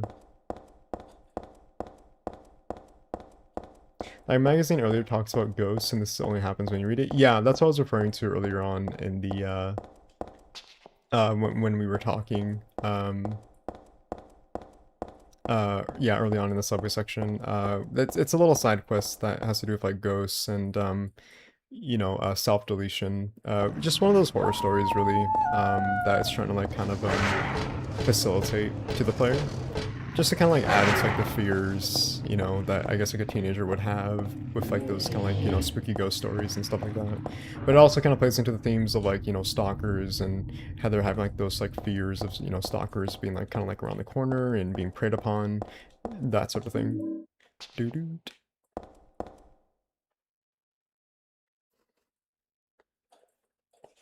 I would detox and relax to Silent Hill music. I feel like that's such a vibe, yeah. Silent Hill 1 doesn't get enough credit because it doesn't have trouble in Therapy Town or a story that's easily explained to you in a silver platter. I mean, yeah, I guess so. It requires like a lot of like ankle room to like kind of look into like its themes and story and the latter. I think maybe a lot of people misunderstand Silent Hill because it really requires the player to think and be provocative. from like an emotional standpoint when it comes to its themes and symbolism that it's trying to facilitate when it's rooted into its like lore and the depth of like the characters as well, because it really requires you to like pay attention and kind of like look at the more like subtle components seen in these games. You know, it's not gonna like handhold you when it comes to like other games, you know, because there's like a lot of merit to it. So yeah, no, like you're absolutely correct on that. um Definitely. What's up, everyone? Hey, what's up, Tattoo Dad? What's up? How you doing? Welcome to the stream. Playing Silent Hill. This game brings back memories. One can say lost memories. I made that joke for I made that joke myself. Okay, why did chat stop on YouTube? Did I get banned or something? No. I think there's like a little delay, Tori. I think there's just like a little delay in the chat. So I don't think it's you, but then again, I can't really see from your perspective, but I think it's just like a little delay in chat. It's normal, I would say. Shotgun. Boo-doop.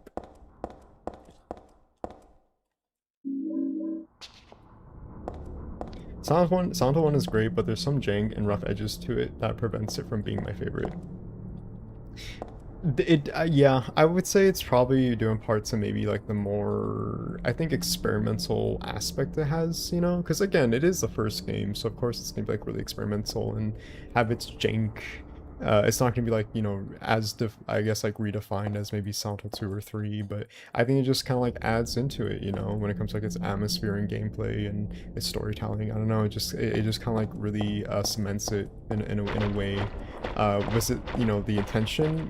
Probably not, but I think it just makes it even better when you take it into context. I kind of miss Silent Hill 1's art style. Me too.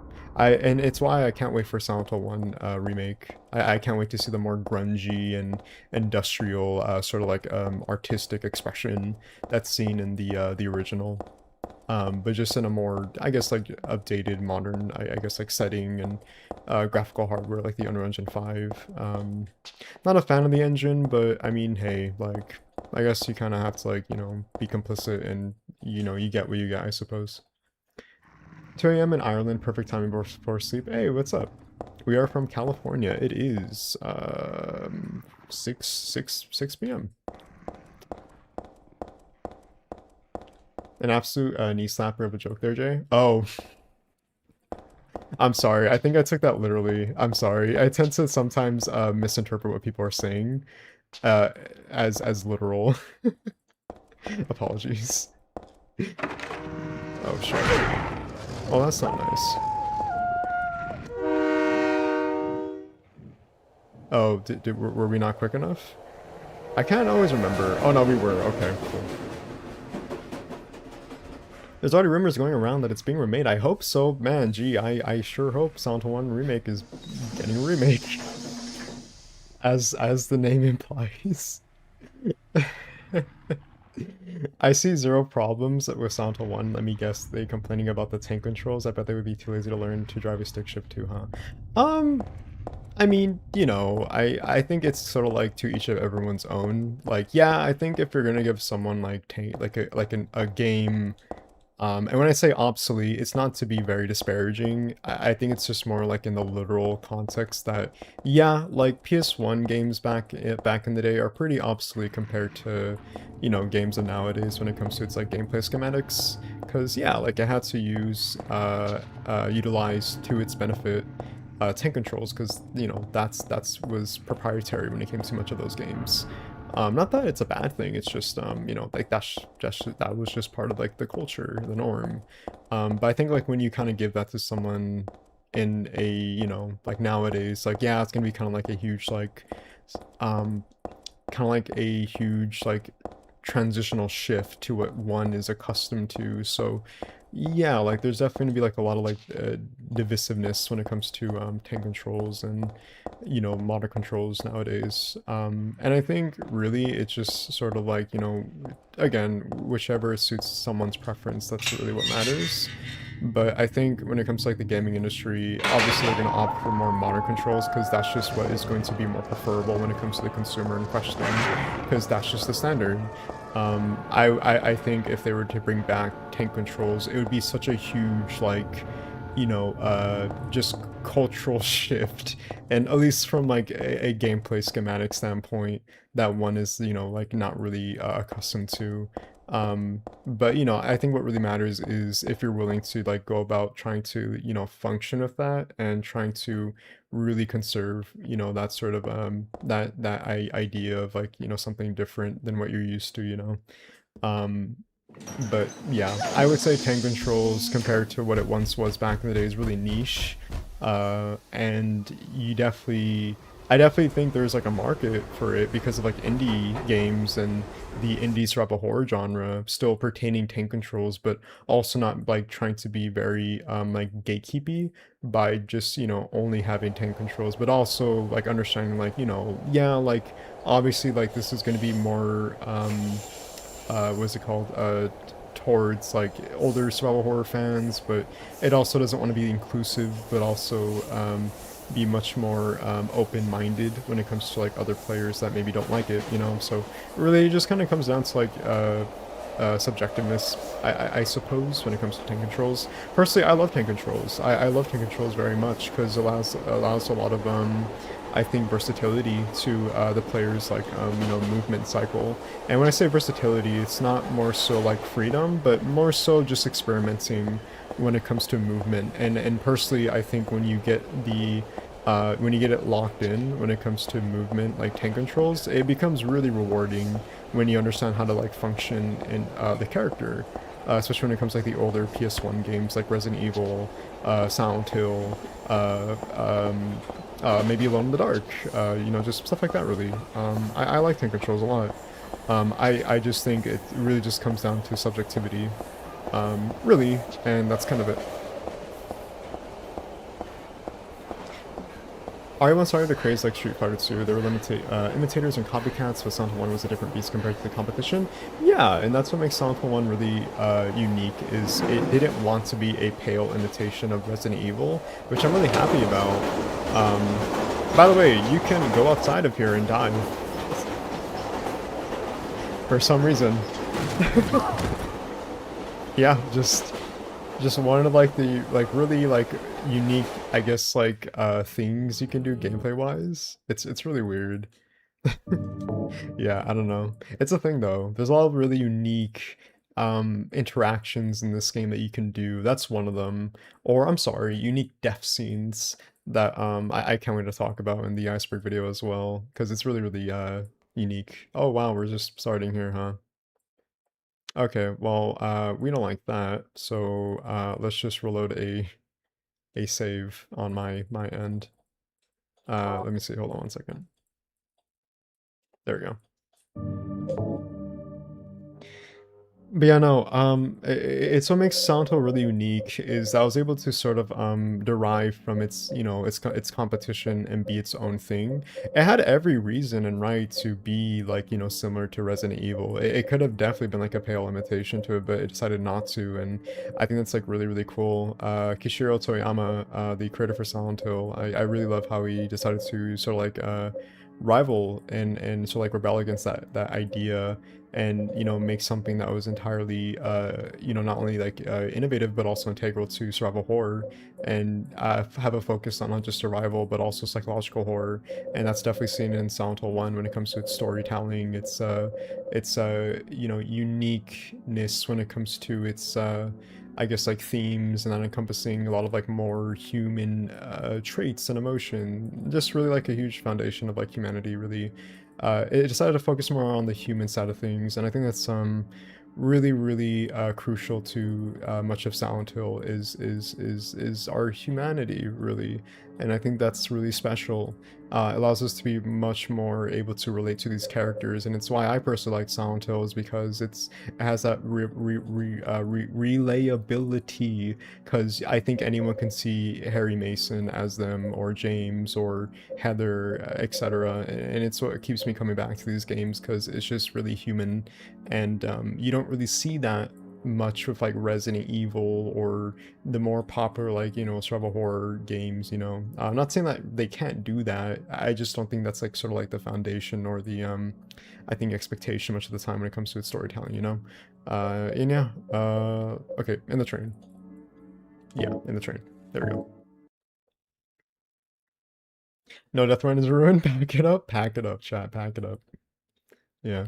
Silent Hill 3 does have a lot of insta-kill parts, probably the most out of the other Silent Hill games.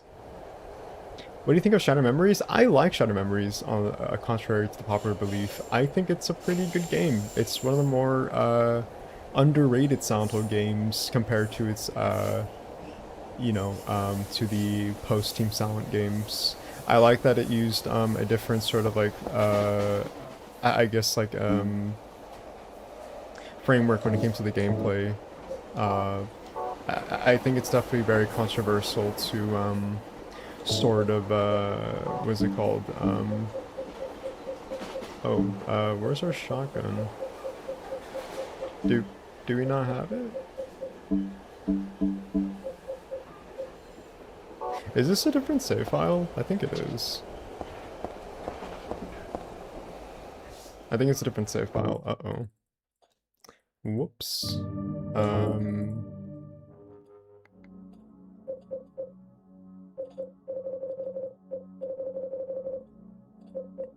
Well, that's embarrassing.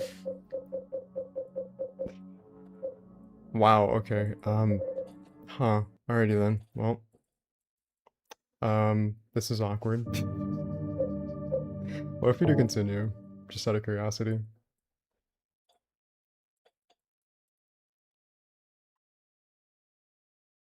We're back here again! Okay, whatever. That's fine. Reimagining. Silent Hill Shadow Memories is the reimagining.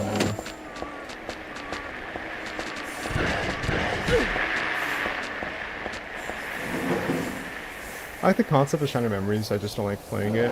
I think it kind of depends on the person. I like Shadow Memories because it's quite the vibe, to be honest. It just kind of facilitates that atmosphere that really allows for much more exploration that I think is really, really integral and a necessity to its gameplay loop, which is just predominantly exploration but also interaction with the environment. I think it's actually pretty innovative for its time when it comes to Shadow Memories, actually. Using the motion controls to its benefit, you know. It makes you really immersed with the world that is Shadow Memories. And I think it's like a really unique title. I don't think you save when you got on the subway, no, but you know what? It's all good. It's fine. It's all good. It's pretty much an attempt to make Silent Hill a game, but not a Silent Hill game proper, especially the developers said they hated all the cult stuff and just went armchair psychology. So yeah, so it's interesting you say that because when I was doing research on the Silent Hill 1 Iceberg video, I remember the director, was it Tom Hewlett or someone else, I forgot their name, but the director for Shadow Memories specifically stated that the reason why they even made Shadow Memories was because he disliked the idea of a new time player who finished Silent Hill 1 getting the bad ending, and he saw that as really depressing and sort of like really is, according to him, like derivative of even like wanting to play the game like at all again because of just getting the bad ending and also needing to get the other endings in order to get the good ending. So the reason why he even made Shadow Memories was to kind of like I guess fix that issue, I say in air quotes, and be able to tell it from like his sort of perspective in order to fix it. And it's kind of like a wild take, and I like disagree with like his take on that, because I think the whole point of even getting the bad ending is to incentivize the player in order to having the replay value of getting the other ending, so you feel like that rewarding that sort of like that reward of being able to, you know, go about the story, but also like properly scrutinize again like the story that the game is trying to convey to you, but obviously it's from like a much more subtle standpoint. It's not going to again like hold your hand and tell you like word for word like, you know, like again, like the whole idea of like show don't tell, like that's exactly what these games are founded upon, you know. So you know, to kind of like have that sort of like hot take on his behalf is kind of wild, to be honest. I feel like there's sort of like an animosity too, that is sort of like derived from that as well, in a way.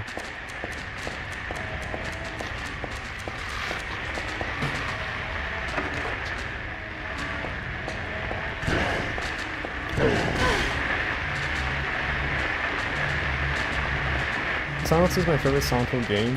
Just never like when people say it's a lot of people's favorite because it's easy. Yeah, it's easy, but that's not why it's my favorite. Is Silent Hill 2 an easy game? I don't think Silent Hill 2 is an easy game. At least to me it isn't. I never really saw the Silent Hill games as easy, per se. I feel like maybe it's kind of, it eases the player into its gameplay, but I wouldn't say it's necessarily easy.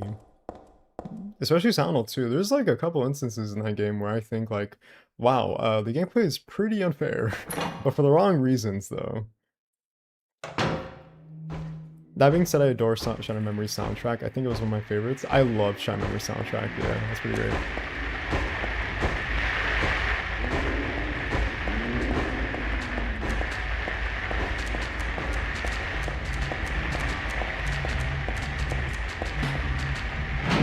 That was Mark Simmons, Tom Hewlett, and Sam Barlow. Sam Barlow, that's the guy. Yeah, Sam Barlow. Yeah, because he did an interview, I think, with Nintendo Wire on Shadow Memories and its development. And yeah, I remember seeing that interview, and I was just kind of like baffled by his claim. I was like, I mean, yeah, like, you know, like that's an interesting take on your behalf, but I feel like that's a little bit disingenuous to the artistic envision that Team Silent were trying to, you know, craft for the player, you know. There's a reason why there's like different endings, and again, it's to allow incentive for the player to undergo like this replay value in order to kind of just really scrutinize every single detail to the last minute the last minute detail, as the meme goes, so you can garner this appreciation for, again, like this artistic expression and creation that they're trying to, like, you know, give to the player, you know. So I feel like it's a little bit like, you know, disingenuous for him to say, but I mean, again, like this was like over like a decade ago, so I'm not gonna like lament about it, but I do find that interesting. That was kind of created like animosity, really, in a weird way. So yeah.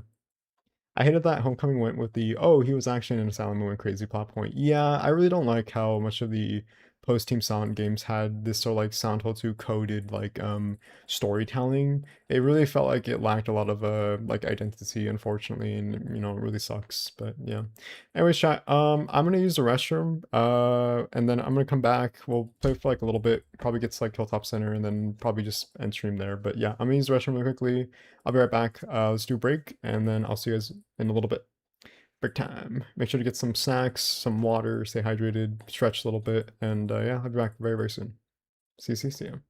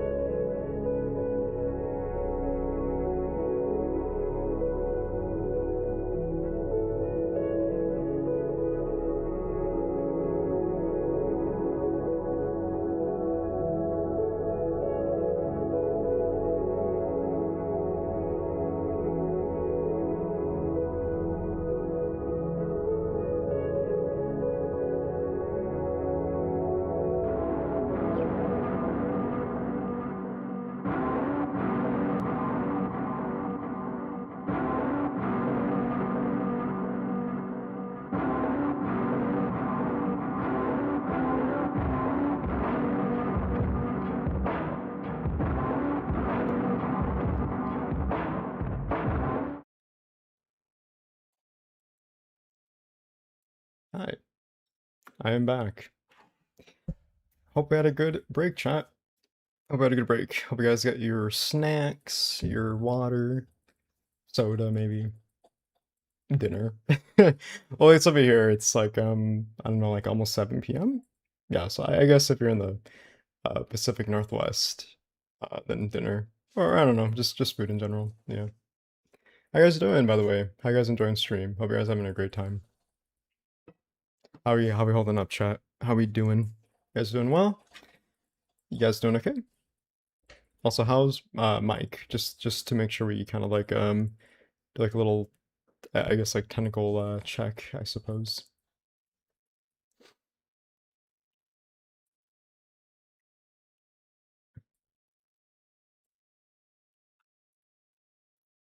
It's I didn't even realize it was that late. Thanks for the reminder, Jay.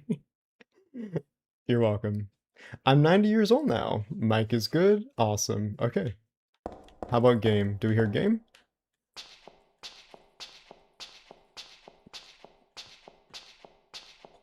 How about game?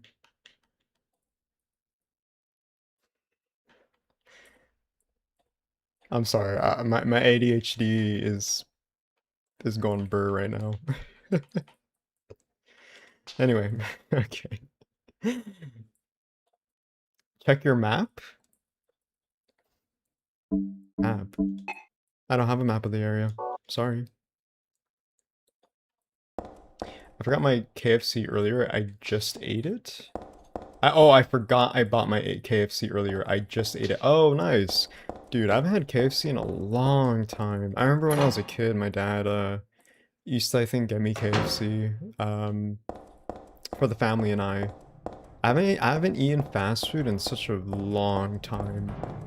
It's been a very, very long while since we've indulged like in fast food.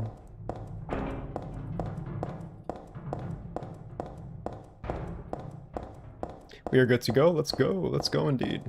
Let's go to the Hilltop Center.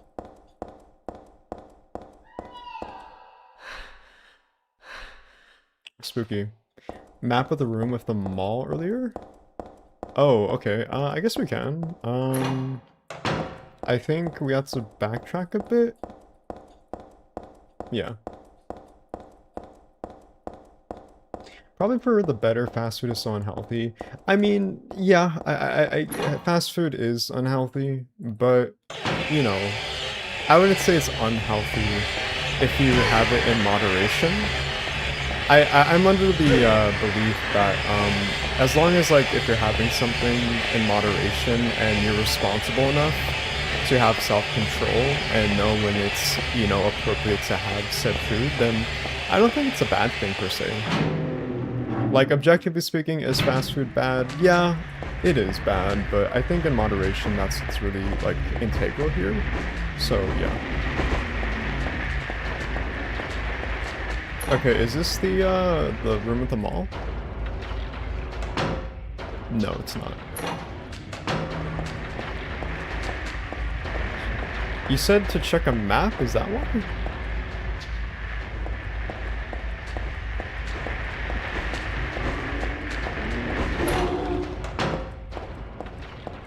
Oh, you know what? We do need actually the wine bottle. I'm actually glad you told me about this, Torshek. If you're going for the happy burger experience, just stick with local. Speak up, Jay? Oh, is the mic not loud enough? Can speak. Are you sure? I thought the mic was okay. I can fix the mic if needed. I only buy fast food when I fancy it, so once in a blue moon, I do have it. Yeah, and that's perfectly fine, you know? Like, there's nothing wrong with that. You should never, like, let anyone, especially social media, or, like, those weird, like, influencers that are, like, huge, like, health nuts that are, like, vegan, or, like, you know, like, pro, like, keto, or, you know, just much more in favor of having, like, organic food. Or like an organic lifestyle, which, by the way, is not a bad thing, mind you. Like, that's perfectly fine if you want to you know, sort of like assimilate that sort of like lifestyle. Like there's nothing wrong with, you know, eating healthy, but I do think it's what's unhealthy though is when you try to, you know, reinforce this ideology that does more damage than good when it comes to, you know, someone having food. Like there's nothing wrong with indulging like in like fast food like once in a blue moon, you know? Like there's nothing wrong with that. I think what is wrong is if it's like, you know, hurting you specifically, and you know, like you keep indulging in it, and it becomes like an addiction, you know. Like that's where I think then yeah, like it does become a problem. So the room with the mall has a map. Okay, well I will try to find it for you, Torshik. I think I got lost in the sauce though. I'm not gonna lie, I'm kind of lost in the sauce, but I do think we have to be here though. I don't know if I can backtrack to the mall though. I'm sorry. I'm kind of like all over the place right now. Wow, okay. Konami should make an IRL Happy Burger. It would sound like gangbusters, yeah. If not like an IRL Happy Burger, then at least like a pop-up shop, you know? That'd be pretty cool. I would travel to Japan specifically for Happy Burger. That'd be pretty cool. Alpha Masahiro Ito disappointed the symbology Silent Hill fans that the pendulums are no particular meaning other than to be an annoying monster. That's what I love about like the sort of like dichotomy between Silent Hill fans and also, you know, the Masahiro Ito, or really just like having these expectations that everything has meaning, fundamentally speaking. Because you know, when something has like, you know, symbolic I guess like, you know, symbol, or I'm sorry, has like symbolism, like for example like the hail of the sun, you know, like then maybe like this, I don't know, like this little gas tank has like some form of symbolism. Like no, like not everything has meaning, and I like that sort of like you know, false expectations when it comes to like the creator's behalf. Because it goes to show that, you know, like, yeah, like some things do have like, you know, intrinsically speaking meaning, but it's only when it's important, you know? Not everything is gonna, you know, be subservient to having meaning all the time, you know? Which I think is really funny in retrospect. But I don't know, I think that's just Silent Hill fans in general. Like when you kind of like create this expectation that when one thing has meaning, then everything has meaning, but that's, you know, that kind of like is derivative of the point a lot of the time. And it's really funny in retrospect when you think about it. Oh, Silent Hill fans who read too much on everything? Yeah. Wow, okay. Y'all making me hungry now. I want Chick-fil-A. Oh man, Chick-fil-A. I love Chick-fil-A. I remember I used to love getting the, what is it called? Those, grilled chicken sub? Or grilled chicken burger? I forgot the name, sorry. I forgot the name of the sandwich, grilled chicken sandwich or something? Yeah. I used to get it a lot after high school. It was one of my favorite, pastimes to have. I used to love having Chick-fil-A. Especially the Chick-fil-A sauce. Chick-fil-A sauce was very much integral to the experience. For a place called Silent Hill, it sure is loud. You might as well call it Loud Hills. I want a Halo the Sun LED sign. Well, I'm happy you asked that, Torshik, because it is on the OKS Gear Store, which you can buy now at the low cost of $60. No, I'm kidding. By the way, I'm not being sponsored by Konami. To say that I'm just doing a little bit, but yeah. No, I was on the OKS Gear Store earlier. I think this morning, just looking at the merchandise, and they have an actual LED Hail of the Sun, which is really cool. I would definitely buy it if I had the money, but I do not. I unfortunately do not, no. Chick-fil-A sauce tastes like Varnal hot dogs? Varnal or Carnival? I don't know why. I just always, for some reason, had like a liking to Chick-fil-A sauce for some reason. I don't know why. It just tastes good to me. It's kind of like when people argue about like Cane's and how Cane's is really good, but in actuality, Cane's is only good because of its sauce. Like when you take away the Cane's sauce, it literally just feels like a very watered down version of just like, you know, like fried like chicken fingers, I guess. And that's kind of it, really. Like it serves much of that sort of like texture, and without it, just kind of tastes like really bland, I suppose. So. Someone walked by my house 3 months ago, saw my Hail of the Sun decal on my car and recognized it. It was pretty cool. That is really cool. I love that for you, Just Honey. If it was me, I'd be like, oh my god, it's a Hail of the Sun. That guy's in the cult. The Order. Silent Hill Evil Residence, yeah. Didn't Japan have Silent Hill themed limited time food one time, and one of them was a dirty black ramen? I don't know, Peculiar. I have no idea. I wouldn't denounce that though. I think they probably did. Knowing how weird promotions can be with publishers, you know. I wouldn't be surprised. Silent Hill more like Loudmouth. Jay checking out that backpack. That backpack, was it the James Sutherland backpack, is absolute highway robbery. Like, I will admit, on the merchandise I guess like forefront when it comes to Konami, there's some pretty cool stuff, but a lot of the time it does really feel like half-baked attempts and efforts to really kind of like incentivize the consumer to buy merch from the OKS Gear store. Like, a lot of the time it feels like really half-baked, and it's like, you could do better than that. Like, it really feels like you could do like a sort of like Etsy kind of like, you know, like DIY sort of like merch, I suppose. Or you can like literally find it on Etsy too.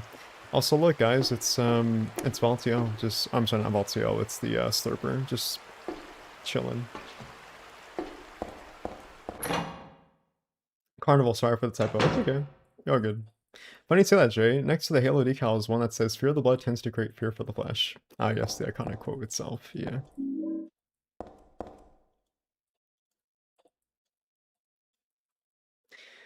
Do you remember when McDonald's had pizza? It was legit one of my favorite items on their menu. Ha, whenever I bring it up, nobody believes me. I actually believe you, DJ Elliot. I do remember and recall Silent Hill having pizza. This town is full of monsters. How can you sit there and eat pizza? No, but I do actually remember seeing like videos on McDonald's or something, maybe like some documentary or I don't know, some like fun fact video or something where McDonald's did for a time sell pizza, I think to kind of compete with their competitors, I believe.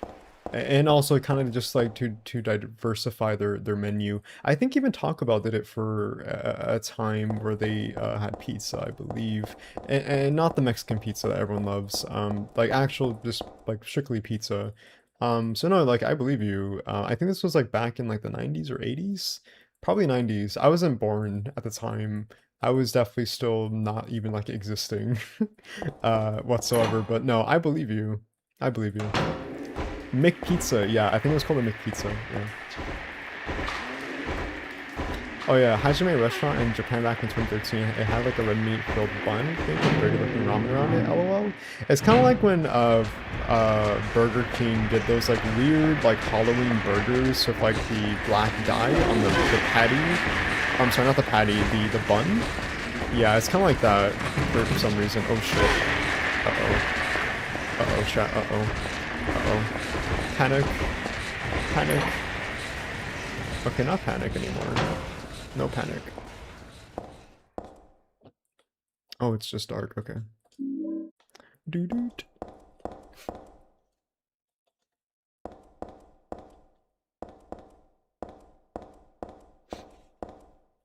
There's images online of McDonald's pizza. Yeah, I feel like if you just... This is so funny. It's such like a huge contrast from like we were talking about. McDonald's pizza. Yeah, and I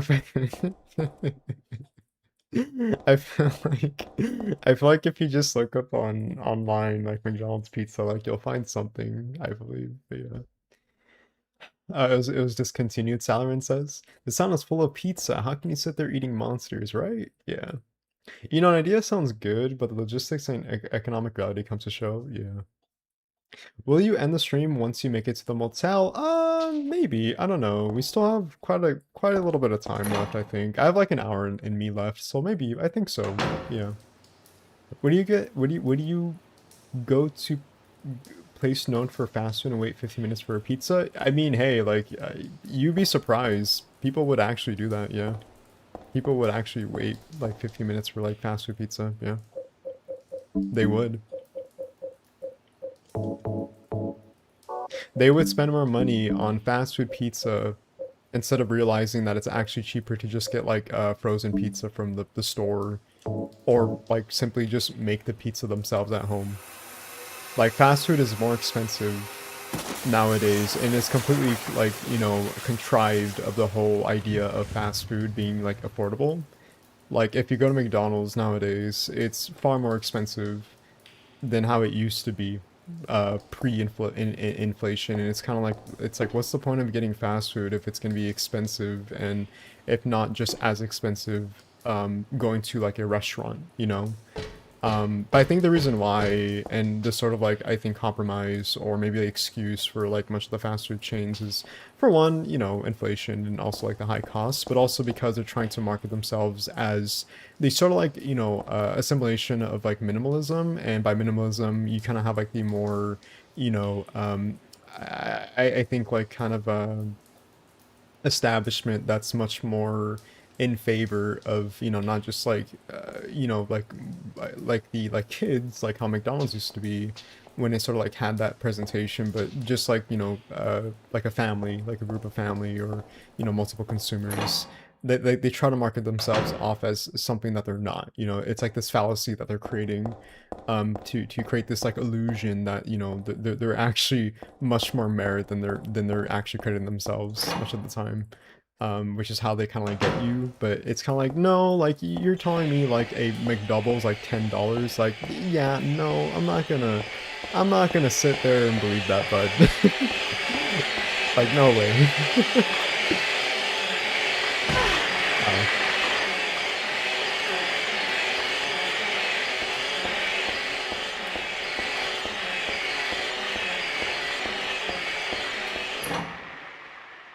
I actually just had Papa Murphy's a little bit ago. 28 bucks for a take bake. Crazy times. Yeah, crazy times. Yeah. Crazy times indeed. Didn't work for McDonald's. It would be horrible to bring back McDonald's pizza. Let's do a 24-hour stream all about Silent Hill. Who's with me? You know, Tattoo Dad, I would if I could. I don't think I ever in my lifetime will do a 24-hour stream unless we do it for charity. I think I would only do a 24-hour stream if it were for charity. But if it were just for the, like, you know, just for the sake of just streaming just nonchalantly, no. I don't think I ever could do something like that. Like, that's too much for me. But if it were different, then maybe. But no, I feel like that would do like so much more damage than good. But I'm happy for the time being to just nerd out about Silent Hill and just hyperfixate on it, hopefully. Jay can only limit to 10 to 4 hours due to health reasons.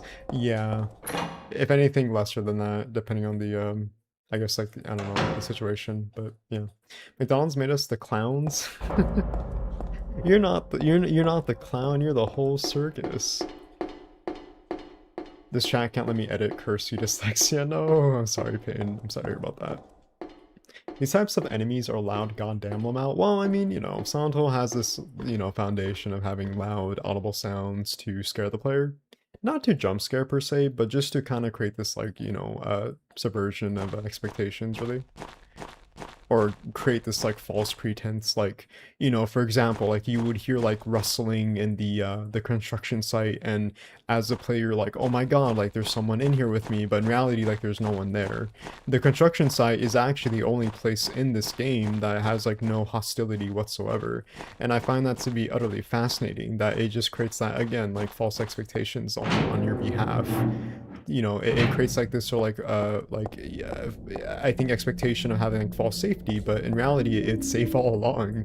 I think the only instance where it's not safe is where, you know, Heather, I think, has like jumped down like the hole, but even then, like, that's just like a scripted cutscene.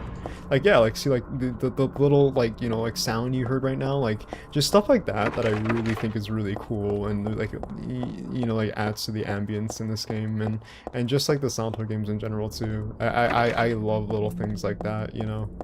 I love when horror games do that. It's really, really cool. I want you to know I will regret eating this pizza tomorrow for sure. Uh-oh, no, just Coney, don't do it, don't do it. Don't have regrets. What pizza are you having again? I think you said it in chat, but I apologize. I may have forgotten. Um, yeah, and then you hear like the footsteps, like the do do do do.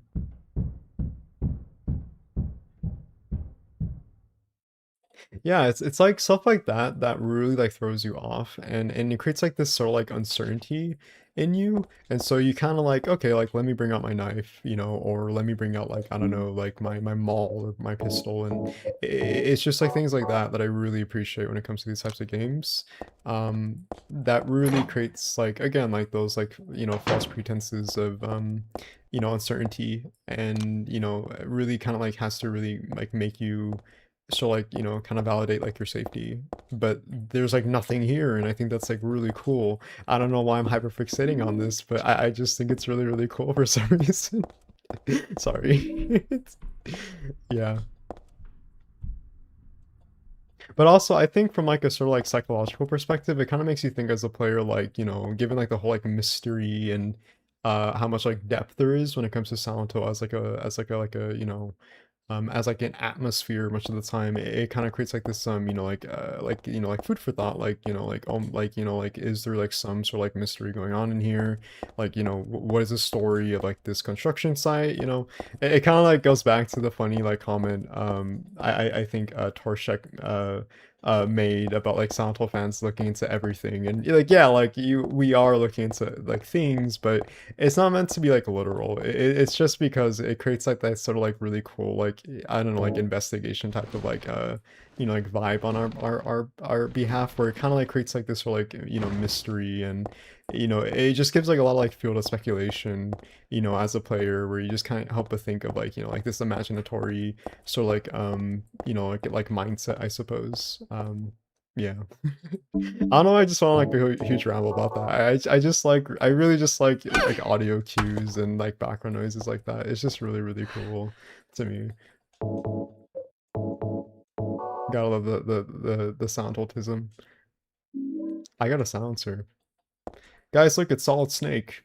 It's from the Brady Games Guide, you know, because the one person who published that said that it's Solid Snake from Metal Gear Solid 3, because it has a silencer, and Snake wears the same pants as that. No, I'm kidding. Just like the black cat. Wish I hadn't seen that. Suppressor? Yeah, we got the suppressor. Yeah, we got the suppressor. So completely understandable. For me, it was the Ghost Kids in Midwich and Santa 1. One of them grabbed me on my first playthrough. Not the great children, the ones that don't hurt you, they just pass by. Yeah. I love the larval stalkers. They're really cute. They really serve like virtually no purpose other than maybe just like aesthetics, and also like storytelling too, like a less like lesbian, you know, like how it's supposed to be like an allegory for like her being bullied, and like the kids in her school who, you know, like made fun of her for being like a, you know, like the daughter of like a, like, you know, like a witch essentially, which is like, you know, like lesbian. Yeah, but yeah, no, I hear you. You know, just stuff like that, I guess. I think the sounds and the sound of games get into your head. I could be wrong. They do, and like that's like the point. Like it's supposed to be ingrained into your head to, again, like create like this false sense of safety, and also kind of like make you, you know, be much more provocative when it comes to like your thoughts of like, you know, like it's kind of like when you're like walking at like you wake up like at 3 a.m., right? Like let's create like this scenario where you wake up like at 3 a.m. in the morning, right? And you want to get like, I don't know, like maybe like some like snack, and then you're in the hallway, and then you hear like a noise somewhere in the house, and this creates like this sort of sense of like illusionment, yeah, like illusion in your mind, because your mind is very susceptible to creating these like, you know, like false pretenses of these scenarios that we create where there's like something around the corner. It's kind of like, you know, like the boogeyman or something like that, you know, or you think like it's like this monster, like someone like in your home, you know. It's like that sort of like I think that like that mentality, but in reality, like there's like nothing there. It's just like our minds like playing tricks on us, and I think that's what like really like what is like really like kind of like in favor in much of these games, is when they like, you know, create like these, again, like false pretenses of having like sound and ambience as like a really core like, you know, like piece when it comes to creating like the horror. in much of its atmosphere, and it does it like perfectly. Ever since like the first game too, Kiriyamaoka even like said this when it came to Silent Hill 2. He used, I think, over like a thousand. I don't know if it's 1,000 sounds, but he used like a lot of like sounds that were either like created by him or like repurposed because it was like free for use, that he used in favor of creating like much of the horror in the atmosphere. And I think I talk about this too on my Iceberg Explained video as well. um yeah, but yeah, I love stuff like that. I hate those game guides who give out too much erroneous information. Yeah, it could also be very misinformative too as well. I never really like when game guides kind of misinform the player. I think it's really disingenuous and kind of, doesn't really like, do the intentions they probably had. Maybe it's like seen as like a joke, but in reality just kind of pisses you off. It's like, damn, I thought that was like an actual like reference to Solid Snake from Metal Gear Solid 3, god damn it. Yeah. But yeah, see, there we go again, just like the do like, yeah, like I don't know, it's really cool to me. I don't know. They really shouldn't turn Silent Hill into some SCP type of thing, especially since the tourists in that fandom ruin SCP. I don't think that's the intention. I don't know. I just think fans, from my understanding, when you have fandoms, they become really passionate about something they're hyperfixated on. And so, like, I don't think that's like a bad thing. But I do think what is bad though is when people take, something that is created as fiction into factual. That's where it becomes like an issue. It's sort of like when fans were like arguing with Masahiro Ito because he, explicitly stated something that was factual, and that kind of derived much of like their interpretation of what they considered as fact. And so like, it creates like this whole like, cognitive dissonance between like the fans and also like, the creator. I would just say like respect the creator's like, wishes and intentions, and if you have like a headcanon, then like, yeah, like that's cool, but like don't like, like enforce that to someone, and say that as fact when it isn't. Like that's where I think like that's where that kind of like argument kind of comes into play.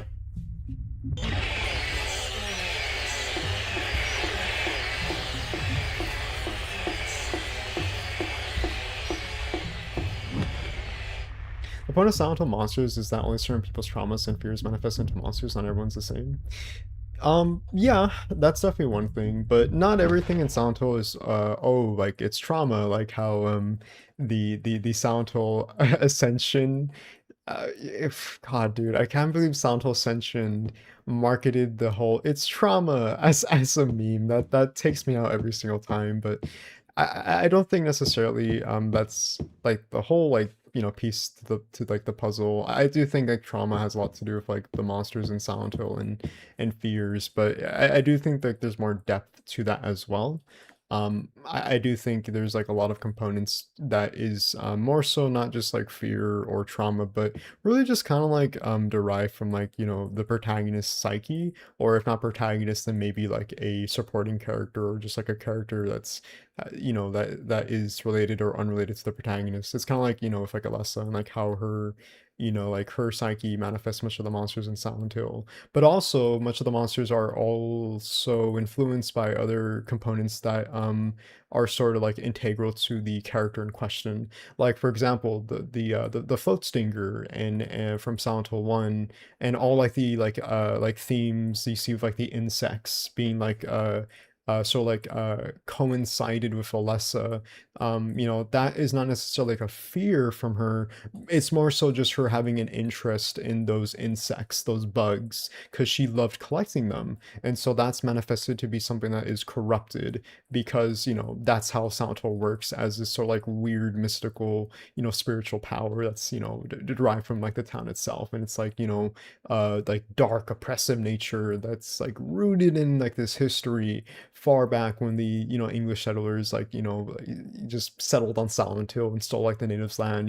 Just stuff like that, that isn't just like trauma and like fear, but just like other components that kind of like like manifest and catastrophize and stuff like that too. So yeah. Cough Boogeyman. I know you're referring to Silent Hill Townfall. You're right. We should add Pyramid Heads to every Silent Hill game. I wish they could make a good Silent Hill movie.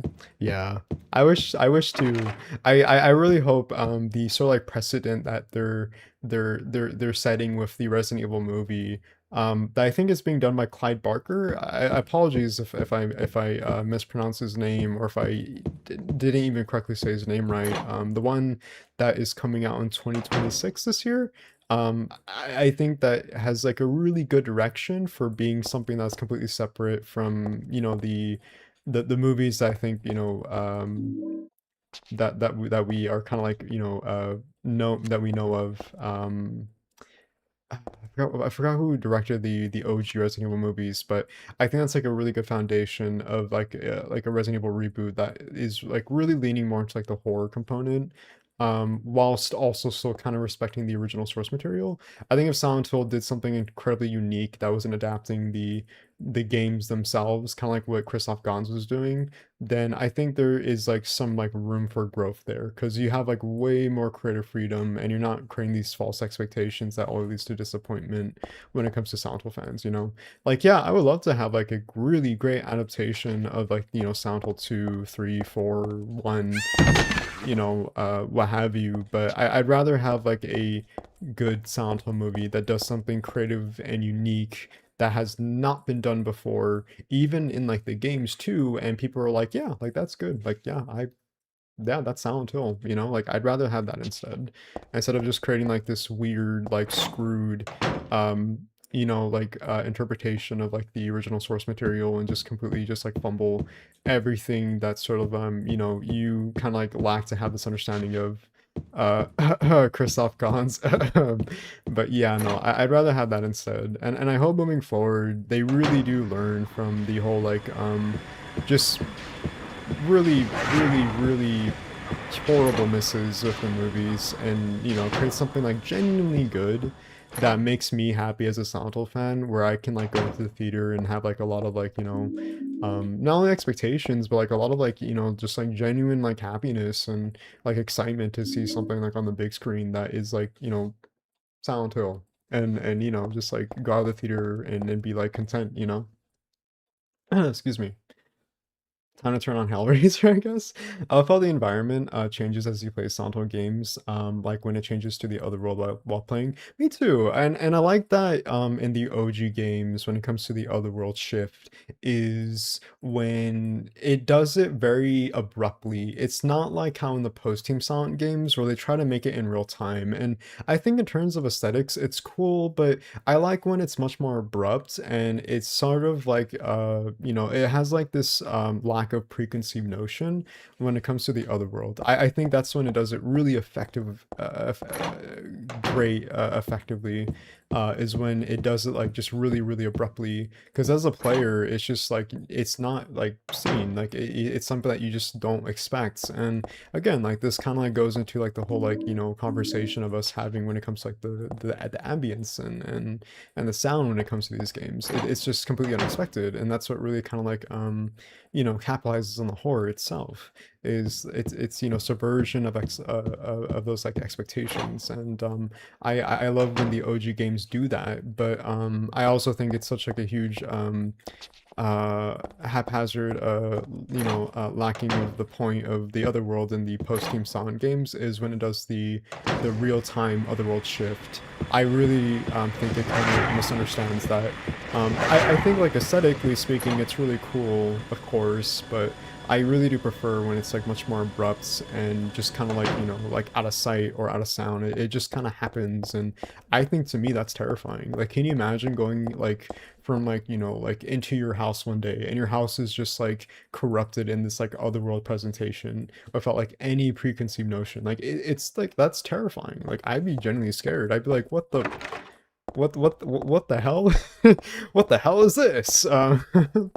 Like, yeah, like I'd be pretty scared, you know. So yeah, I do like when the other world and the other games kind of have like that, you know, representation um much of the time. And I do wish that the post Team Silent games kind of understood that. But I will say, and I'm not trying to disparage them trying to do something unique and different by any means necessary. But I do wish they kind of like kept, you know, intact what made the other world really special in these games. Um, and yeah, I just wish there was a good Silent Hill movie that was made by a dedicated fan and not someone like Gons. You know, yeah, I think we've seen Silent Hill fan films that do a better representation of Silent Hill than like an actual like, you know, film director who has had experience in the film industry, you know. Um, so yeah, I feel like, you know, there's definitely like that sentiment to Pain. I think the first Silent Hill movie was a serviceable adaptation. I still feel like it missed the mark quite a few times and got lost in gravity or gratitude. I'm sorry, I keep butchering my pronunciation. I apologize. Yeah, I think for what it's worth, it's a good movie, but is it a good Silent Hill movie? I guess it's like each to everyone's own. I think in terms of like again aesthetics and atmosphere, yeah, I think it is, but in terms of like understanding like the whole like source material of Silent Hill 1, no, I don't think it does. I think the fact that Christoph Gans even stated himself that the fact that he completely just like misplaced Harry Mason for Rose de Silva, I believe that's her name, because he was too feminine of a character is for one really like you know misogynistic and really just demasculating him as a character too. I would say it's not the fact that Harry needs to be masculine in the context of exuding this masculine like you know like masculinity like how I think as males and you know like American society and just society in general have this like understanding of like masculinity to really buff and have like testosterone, but it's more so from like an emotional standpoint of having these you know like this like empathetic and emotional like you know gravite towards like you know him being like a father figure and him caring about people he loves and that being towards like you know Cheryl for example. Like I think there's nothing more masculine than wanting to go to the ends of the earth to save your daughter because you know you love you know your kid, you want to make sure like they're okay. Even you know like this is kind of like seen in the games too, especially in Silent Hill 3 where he writes this down with his like internalized thoughts of him like expressing this like love but also fear of Cheryl being like this you know like demonic like entity that he has like these sort of like internalized thoughts where he is like really hesitant to still like love her, but he chooses love over everything else in order to give her the life that she deserves because he's just that type of guy. And to me that's masculine. Like that's you know something that I would consider to be really masculine and just like in a different context though. And the fact that we can have that ingrained when we take the lore into you know that sort of like framework and also like circumstances just goes to show that Christoph Gans completely like misunderstands Harry Mason as a character and also like the more like emotional like you know like bouts and themes of Silent Hill when it comes to like our characters that we're accustomed to, you know, like that just case in point just expresses his lack of understanding entirely, um, entirely speaking, when it comes to Silent Hill in general. Christoph Gans felt Harry Mason was too feminine. Yeah, exactly. He did, unfortunately. I don't know why. I don't know how, but he just did. I don't know why. I mean, you know, even if we take out of context the whole like emotional sort of like themes that we see with Harry Mason, bro, like literally like you know goes to this town that is shrouded in fog and mystery and just lack of just any form of just like logicalness or logicalness logic, I would say, and go and decides to just like kill monsters that are just beyond our comprehension, and also just like uses like a Glock and kills like a false god. Like, you're telling me that's not masculine? Like, I'm sorry. Did we play the same game? Like, did we play the same game, Christoph Gans, if that's even your real name? But yeah, anyway, yeah, I don't know.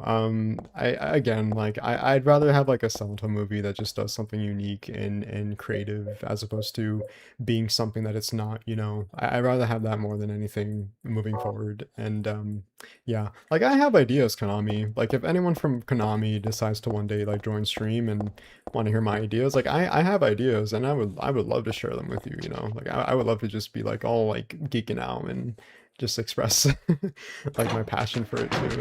And yeah. Okay, so we got the jack. I believe we need the rope too, right? Sorry, chat. I'm kind of like rambling, and when I ramble, I kind of like lose track a little bit. Sorry. Okay.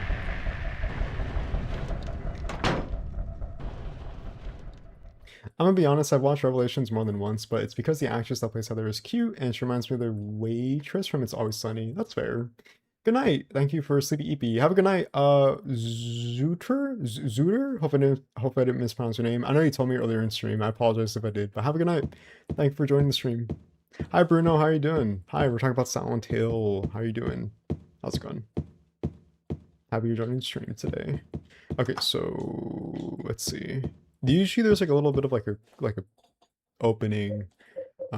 Let's see. So we have okay, so we have the screwdriver, which we get the rope from, and we also have the jack. Okay, I think we're good to go, chat. I think we're good to go.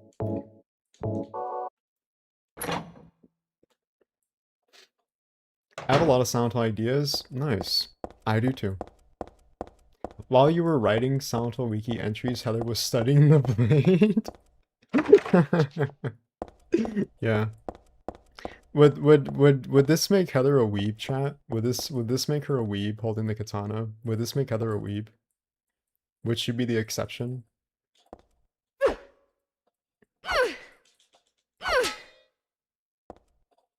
Perfect. Night. Thank you, Zooter. Have a good night. Take care and hopefully see you next time in stream. Has there ever been a good video game to movie adaptation? Yeah, I would say so, Jack Krauser from Resident Evil 4. I would say the recent Sonic movies and the Mario movies, I would say. Um, although it's been a while since I've seen them, but I would say that's probably like the best, I think, game to film adaptation you're probably gonna get. I think, at least to me, from what I remember seeing. But I think we're kind of like in a sort of like, I think era of like video games to film and even like television adaptations where people are, I was like, you know, the film industry is genuinely taking like actual care and consideration into adopting video game IPs into film and television. Um, and we're definitely seeing that nowadays compared to like, you know, like the 80s or the 90s where everything was like much more haphazard and not really taken seriously. And I think that's because like the video games back then were not really taken seriously as this like fundamental foundation of being like a huge like, you know, cultural like zeitgeist, you know, um as it is like nowadays. Like I think, you know, people are starting to see that and capitalize on that too. So yeah, that's I think, you know, why video games are, I would say for the most part, like, you know, becoming like genuinely pretty decent good adaptations. So yeah.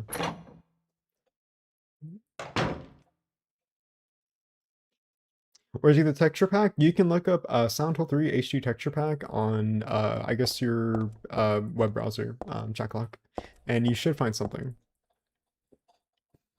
Everyone hated the Assassin's Creed movie, but I thought it was fun. It definitely wasn't that good though, lol. Oh man, I haven't heard that in a while. Oh jeez. I kind of vaguely remember that too. Have you played Silent Hill F? I have. Hug Me Nice. I have played Silent Hill F. I completed the game to completion. I have made videos on it if you want to feel free to watch them. Yeah, I put I think 70 hours into that game. Uh and I was exhausted playing it. But yes, I have. Uncharted didn't work for me. Yeah, I have not seen Uncharted with Tom Holland. No. There's Tomb Raider, then the sequel sucked. Oh, with Angelina Jolie, I believe. I heard people love the originals. I think people actually dislike the reboot, I think. Um, I believe, but I don't know. I do vaguely remember seeing the original Tomb Raider movies, probably as like a little kid. But I don't ever remember watching the reboot though, with like the survival timeline theme or whatever. Yeah, yeah, maybe Tomb Raider. Five Nights at Freddy's was just that. Five Nights at Freddy's. I watched Five Nights at Freddy's 2 in theaters with my friends, and that's a movie that is definitely catered to fans, but it very much feels very pandered a lot of the time. And it feels like it's a movie that's for solely the sake of just spouting out references that are from the games that do little to nothing that give this sort of substance to its story, you know? And I don't really like when movies do that, where it just kind of is like, oh, hey, like, you remember this from like, the game? Well, hey, here it is now. It's a neat little reference. Isn't that really cool? Like, I don't like when movies do that, or really like when any form of media does that either, because it feels really disingenuous and very pandering to, it's kind of like when the movie has to explain to the audience like what it's trying to do to you, what it's trying to say, and it's like, well, cool, like, yeah, like, I appreciate that, but, like, I can, like, like, I'm able to formulate, like, my own interpretations and thoughts too, you know? Like, I don't need you to hold my hand, like, I'm perfectly capable of, like, deriving what, maybe the themes are trying to express in this movie, or, symbolism, or allegories, or what have you, you know? I watched Max Payne once, it was not worth a second watch. Oh no, not Max Payne. Man, you guys are talking about movies that I didn't even know were like video game adaptations that I were knew it. into film. Like that's I had no idea. A lot of these, yeah. Me and my cousin and bro used to watch Max Payne and just laugh and make jokes the whole time. Jay singing the FNAF song in 2026 was on my list of things that would happen in 2026. Well, hey, there you go. First time for everything, right?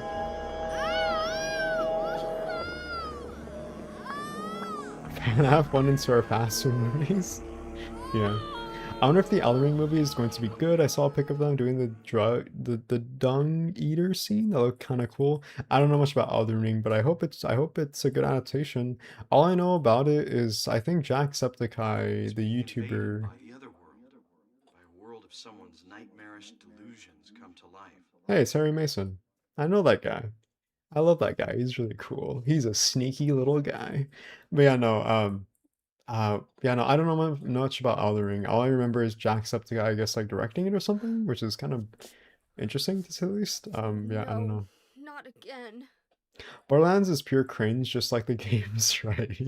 Did I don't know she much about just Borderlands too? 2. I just know Kevin Hart's in it and Jack Black, I guess, and that's kind of it, yeah. Warcraft movie was a mistake. The Ratchet and Clank movie was boring. I love how we're just listing all these video game adaptation movies, and I have like virtually like no idea a lot of these like even existed. That's so funny to me.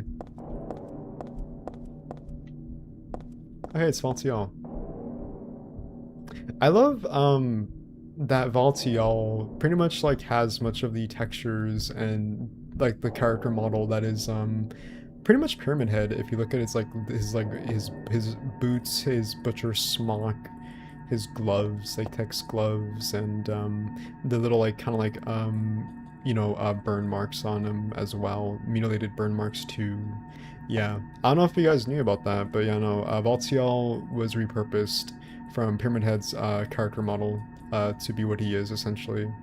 I think there's even like a sort of like dichotomy between Pyramid Head and Valtiel as well, which makes sense because I know Masahiro Ito, like a decade ago when people were misusing Pyramid Head, especially Konami, and him, being asked to repurpose Pyramid Head for like a mainline entry, and he's like, you know what? If I'm gonna do it, I want him to die.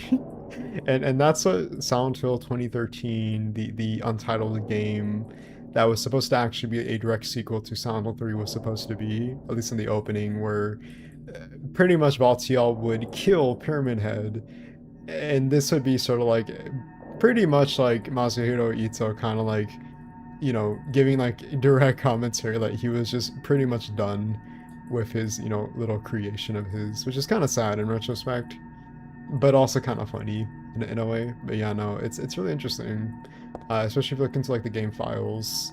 That is Silent Hill 3 too as well. Well, I like Valtiel. Valtiel's a really interesting monster too. I like his purpose as well in this game. Jacksepticeye was an Iron Lung actually? Really? Huh. Halo TV show is worse than 9/11. Wow, okay. That's a statement. Wow, okay. Seeing this makes me so curious what's behind that door. LOL. Valtiel is so underrated. I agree, yeah. The correct word is homage, yeah. Oh hey, it's the Slurper. I forgot they even made a Ratchet and Clank movie, haha. Yeah, they did in 2016. And they're supposed to also make a Sly Cooper movie. And I'm kind of sad they never did. Because I love Sly Cooper. I love that franchise. It's definitely like a childhood franchise for me. Very much so. Find the Holy One, kill her, question mark. Oh hey look, it's us, chat. That's me. Who could have taken this photo? That's really creepy. It is really creepy indeed, yeah. Alright, who's ready to meet Vincent, chat? You guys ready to meet Vincent? He said they designed Valtiel to be a homage to Pyramid Head and a connection to the previous game. Yeah, yeah, exactly, that too. I only mentioned the whole like cancel the game because I thought it was just kind of funny given the context. But yeah, no. It is definitely a dichotomy to Pyramid Head, but also serving as a connection to parallel to Silent Hill 1 is to parallel to Silent Hill 1 too. Yeah. The animation was good, but the story was mid. Amazon Fallout is just an insult, but slop is slop. I actually didn't mind the Fallout Amazon show. I thought it was not too bad, but I mean, I guess to each of everyone's own. Valtiel should fill in that Pyramid Head role because he's a servant of God, so you could put him in a game that's cult related, and I wouldn't question it. Yeah, I think it's just more so in servitude of the context that is Silent Hill 1 and 3. Technically, Valtiel was in Silent Hill 1 if you took into consideration the Japan-only novels, such as Cradle of Cradle. He was the one that killed not only was his name Matthew, Lisa Garland's boyfriend, but also killed Lisa Garland as well. Which is again to kind of establish and set up the connection between Silent Hill 1 and 3, which isn't expressed in the main game because at the time they didn't really have a, you know, a purpose for Valtiel or a even think creative Valtiel, but that's what the novel does to kind of like, you know, cement that as well. So hopefully in the remake they bring Valtiel into question somehow. I don't know how they would, but hopefully they take that into consideration too. They plan to Sly Cooper and then Jack and Dax afterwards in a PlayStation Heroes movie. Just weird? Yeah. It was very much a weird time a decade ago, for sure. People seem to have liked Fallout and they're making another season. Season 3, I'm assuming? More icky when they made Heather and Vincent cousins. Hey, let's not talk about that. That's so cringe. I don't believe the rumors of them planning to do a PlayStation All-Stars Battle Royale movie. That'd be kind of crazy. That's what you're called now, isn't it? And who are you? Like I said, Revelations was an unintentional comedy. It is a laughing stock. It is Don't forget it. unironically an hilarious movie for the wrong reasons. So you say. But how do I know? Also, A what Stray happened? Child, probably one of my favorite tracks in the game for sure. I love A Stray Child, man. It's definitely up there with Agrees and Monochrome Night. She was totally brainwashed. Also, by I that should drink water, crazy old chat. hag. I just thought about that right now. I guess crazy old hag is a bit harsh. She is your mother, after all. My mother? What do you mean? You don't remember? Ah, so Harry didn't tell you anything. I guess he hid the truth to keep you on his side, eh? That figures. He's a pretty sneaky guy. Don't talk about my dad like that! Sorry. I apologize. Please, Calm down. How do you know my father anyway? I know everything. I know about your past, too. Then tell me what's going on. You don't know even that? That's why I'm asking. If you know everything, then tell me how I can put an end to this. Not yet. Why not enjoy yourself a bit longer? Enjoy? I feel like I'm going crazy.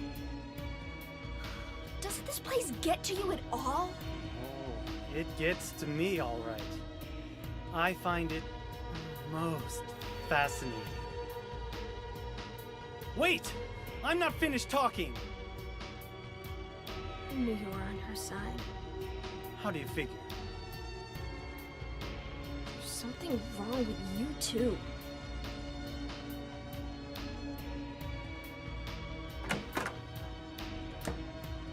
I love the I, I love the contrast between this like very serious scene and then chat just like I mean, it's just like the most hilarious interaction of each other. You don't get to bring friends. There's something wrong with you two. Heather is bouncing. I think Vincent should have gone to prison, especially enabling the cult indoctrinating children, abuse them, especially with Les and Walter. They also distributed drugs for profit. Vincent's whole role in Silent Hill 3 is very atypical in nature, but that's kind of like the point of his character. You're not really supposed to know like what his intentions are or if he's aligned like as a good or, you know, evil person. He's sort of like neutral. He's in the middle, but that's because he's a hypocrite. He's supposed to be a sort of like a commentary on the more like hypocrisy in religion, you know, and like his whole purpose and role when it comes to like him, you know, being a sort of like a founding, I guess like member in the cult, the order, but not solely because he cares. It's just more so to extract and reap those like profits off of the members in the cult itself. Which is supposed to play into like his role of being like a bigot and also like, you know, his hypocrisy as well. Um, and that's what kind of like is in servitude to his character. He's like really pretentious and much of an asshole, and that, you know, that's what makes him like him essentially, by nature and virtue. Doo doo doo doo doo doo doo. Vincent is just the money manager. Yeah, he's the one who pretty much handles all the profits. It's explicitly stated in one of the I think like little like voice modules or little like radios you find in the chapel. What do you think about Vincent as a character? I really like the symbolism he brings for like corruption. Oh, I guess I just kind of answered your question, huh? Well, at least I hope I did. But yeah, no. He's a really interesting character for sure. I like him. He's very much like an atypical person in nature. You don't really know where he resides, but I think that's just supposed to be in servitude to his character in general. He's just like really neutral, but also kind of like a loose cannon in a way. Interesting. He's like Kaufman, but more inept. Yeah, he's supposed to be like a parallel to Michael Kaufman, for sure.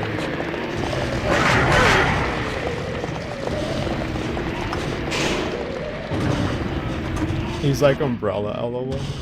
He was only in it for the money. Too bad he didn't study for a glophotist.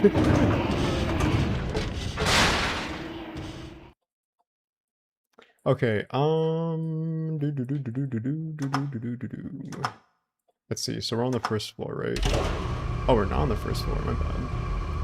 Actually, okay, I think I'm kind of remembering how this goes. I believe first floor has the meat, and then I think the other floors have the lighter, and then also the puzzle. And then also we have the fairy tale too.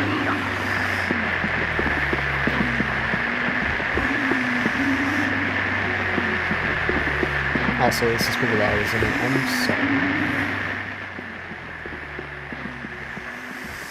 There we go.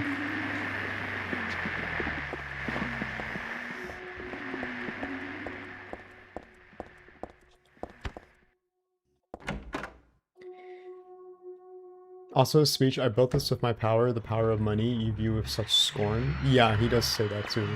Which just reinforces his character as well.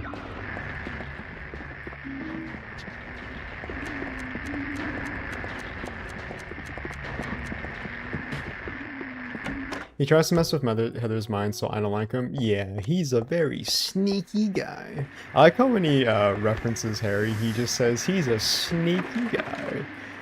And it's like, we're such visceral in how he pronounces it. Also, I know the pleasures this world offers, and I want to find my happiness when I'm still here. Yeah. I love those button presses noises. Me too. It's like, yeah, I like that. Vincent would be the type of person to watch Clyde and Heather fight while he eats popcorn in the background. I mean, that's essentially what he was doing towards the final act of the game. It's pretty much like what he's doing in nature. Unrelated, but did you guys see the Silent Hill 4 skateboard on the Konami shop, question mark? They had one with the giant alien hand. Yeah, I have. I'm not much of a skateboarding person, but if I was, I totally get it, for sure. Imagine how rancid the place must smell like. Oh god, it must be really putrid, yeah. I always found this one scarier than 2. Me too. I really love the presentation of this game. It's much more industrial, grungy, more focused on blood, but not like explicit like how Western media does, with like more, you know, provocative and like gore, I guess you could say, when it comes to like, you know, horror. It doesn't do that. If anything, it's in servicing of, you know, blood being sort of like a representation of, you know, those fears that women would have, such as like childbirth, for example, cramps, essentially. You know, the sort of like, what's it called, forced pregnancy themes you see in, you know, with Alessa and also now Heather, so she's pretty much like forcefully impregnated with a god itself. So, you know, it's sort of like those themes that are like reinforcing that is, you know, not for like spectacle, but more so for substance to craft this horror in its narrative. Doo-doot. Doo-doot.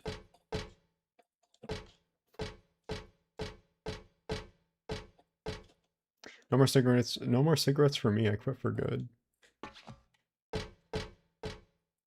I'll never skate that deck, J-Kun. I definitely... A wall hanger? Yeah, that's it, yeah. I'm trying to practice skateboarding. I hope it goes well for you, Peculiar. I never had the thought, what does Silent Hill smell like until now? It probably smells really stinky and muggy and dusty and...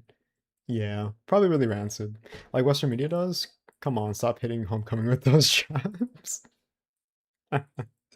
Lamau. Homecoming turned into Saw Hostel? It really did. Never thought about it. But yeah, that's pretty true.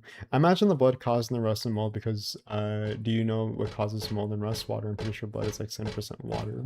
Yeah. I don't know. Again, like, it's different interpretations too, but, it's more so like, again, to the fears that, a woman would go through. At least when you kind of factor in the context of this game specifically.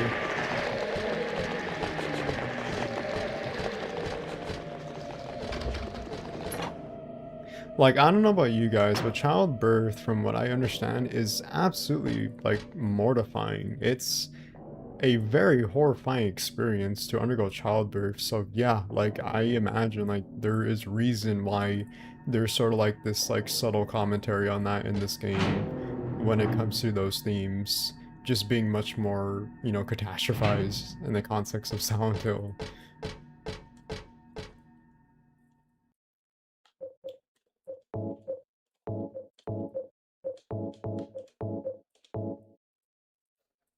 Painful? Yeah, painful. It's definitely not easy. Congrats, I quit 5 years ago. Hey, nice. Congrats, Gaga Dreams. Happy for you. Congratulations. It's very visceral. Silent Hill smells like rotting flesh and bad wet dreams. I need to get some anti-fungal cream looking at this. Please don't talk about childbirth.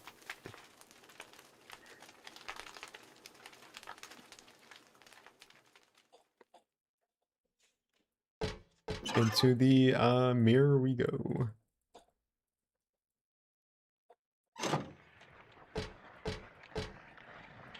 Do you guys know what this is? Do you guys know what this is? The little blood in the ears and the mouth agape.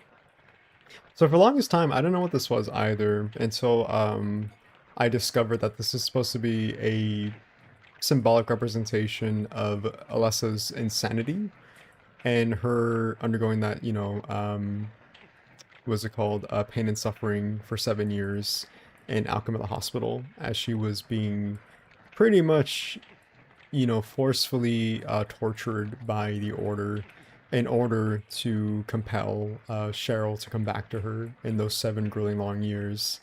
But I always found it really interesting that that is a representation of that when it comes to this imagery.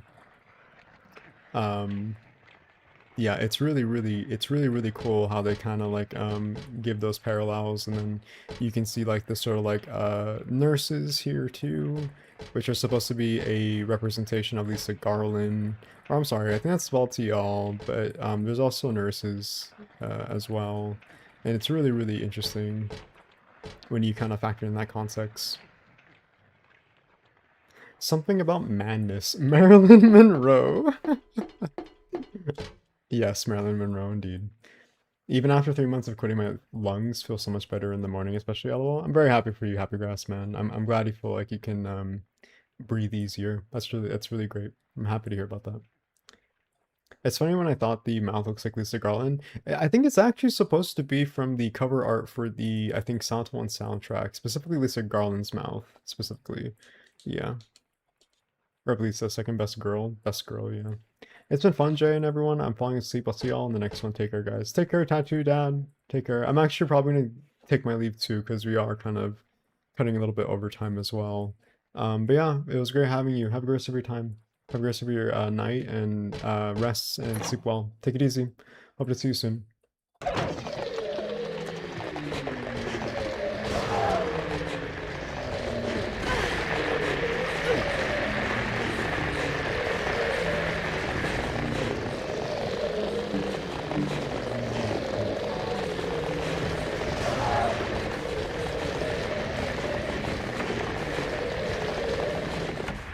That was a good juke.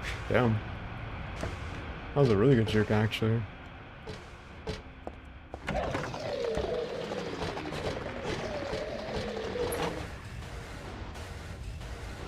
Will you stream tomorrow? Not tomorrow. Either Wednesday or Friday. We have a stream schedule where we decided to stream on either Monday, Wednesday, and Friday, in no specific order.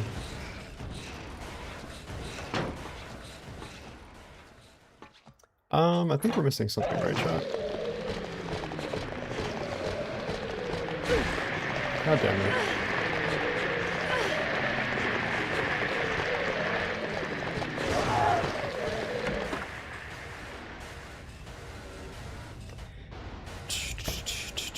Yeah, here we go. Okay. Get the coin. And then let's insert the coin into the vending machine.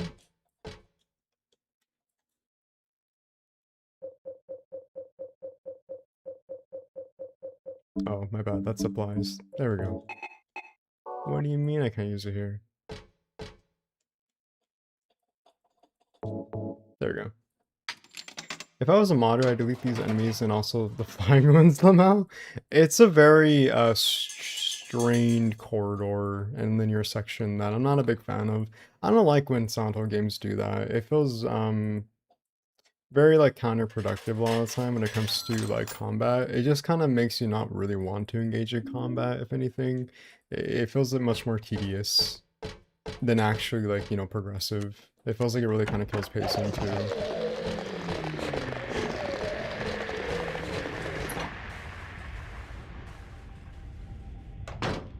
You can make the monsters disappear? You can? How so? Next Friday or next Wednesdays? Just Monday, Wednesday, or Friday, really. What's cooler, the key in the soda can or the light bulb in a can? You know, that's a good question. I've never thought about that. I guess, key and soda can, I don't know. Do you guys think Vincent is a multimillionaire or a brokey? I feel like he is secretly a multimillionaire, but pretends to be broke. I feel like Vincent's that type of guy to do that.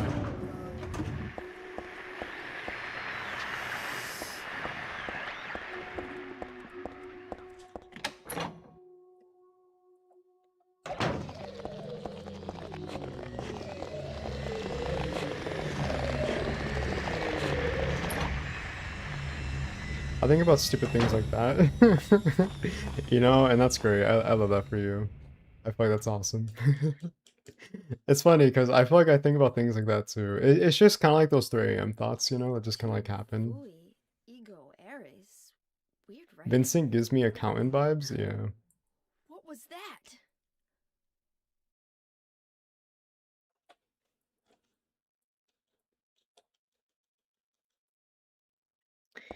Yeah, I have an uncle who pretends to be broke, and I'm like, bitch, please. Exactly.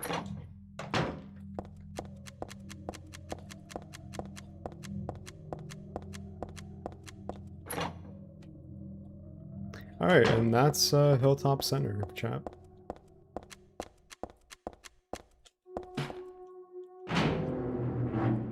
Oh, it's bright. Oh, man. Let's see. It is 3 hours and 34 minutes. Okay, I think, chat, I am done. Let's just go do the apartments. Let's go to Daisy Villa Apartments really quickly, and then we'll, chat for a bit, and I'll take my leave. And, yeah. My dog is being destructive every night when he's bored and chewed all the furniture. No. That's Panko, whenever he wants to be, a little bit, you know, destructive as well. Whenever he has, like, zoomies. They tease Harry's death with the life insurance key, which is so cool. Oh, wow, I actually never thought about that. Huh. I actually never thought about that. Huh, the more you know. That's really a cool detail. The mailbox is empty. Ah, no Mary. No Mary reference? That's a shame.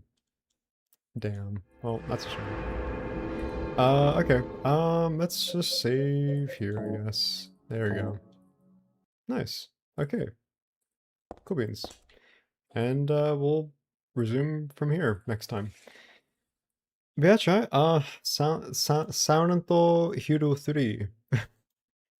Yeah, there you go. Also, let's make a save state, because just to double check. Yeah, sure, why not? And yeah, Silent Hill 3. I thought that was a pretty good session. I know we said like post I guess like Daisy Villa Apartments or when we get to the motel, but I think we'll be fine. We should definitely finish the game by the next time we play on maybe Wednesday or Friday. I don't know, we'll see. But I had a good time, chat. I had a really fun time. I felt like we got like a lot done today. Especially because this was a very delayed stream. I was really much delayed today by an hour and 30 minutes. So I'm glad I was able to stream still. I was kind of on the fence, but I'm really happy I did. Had a fun time, and hope you guys had a fun time too. Have a good night. All have a good night, Just Coney. Trust me, Murphy is being is really criminal now. Good stream. Thank you, Jacklock. Thank you, Pain. Had a good time. I'm glad to hear that, Chucklock. Halfway through and we haven't even been in Silent Hill even? Yeah. Not even in Silent Hill yet.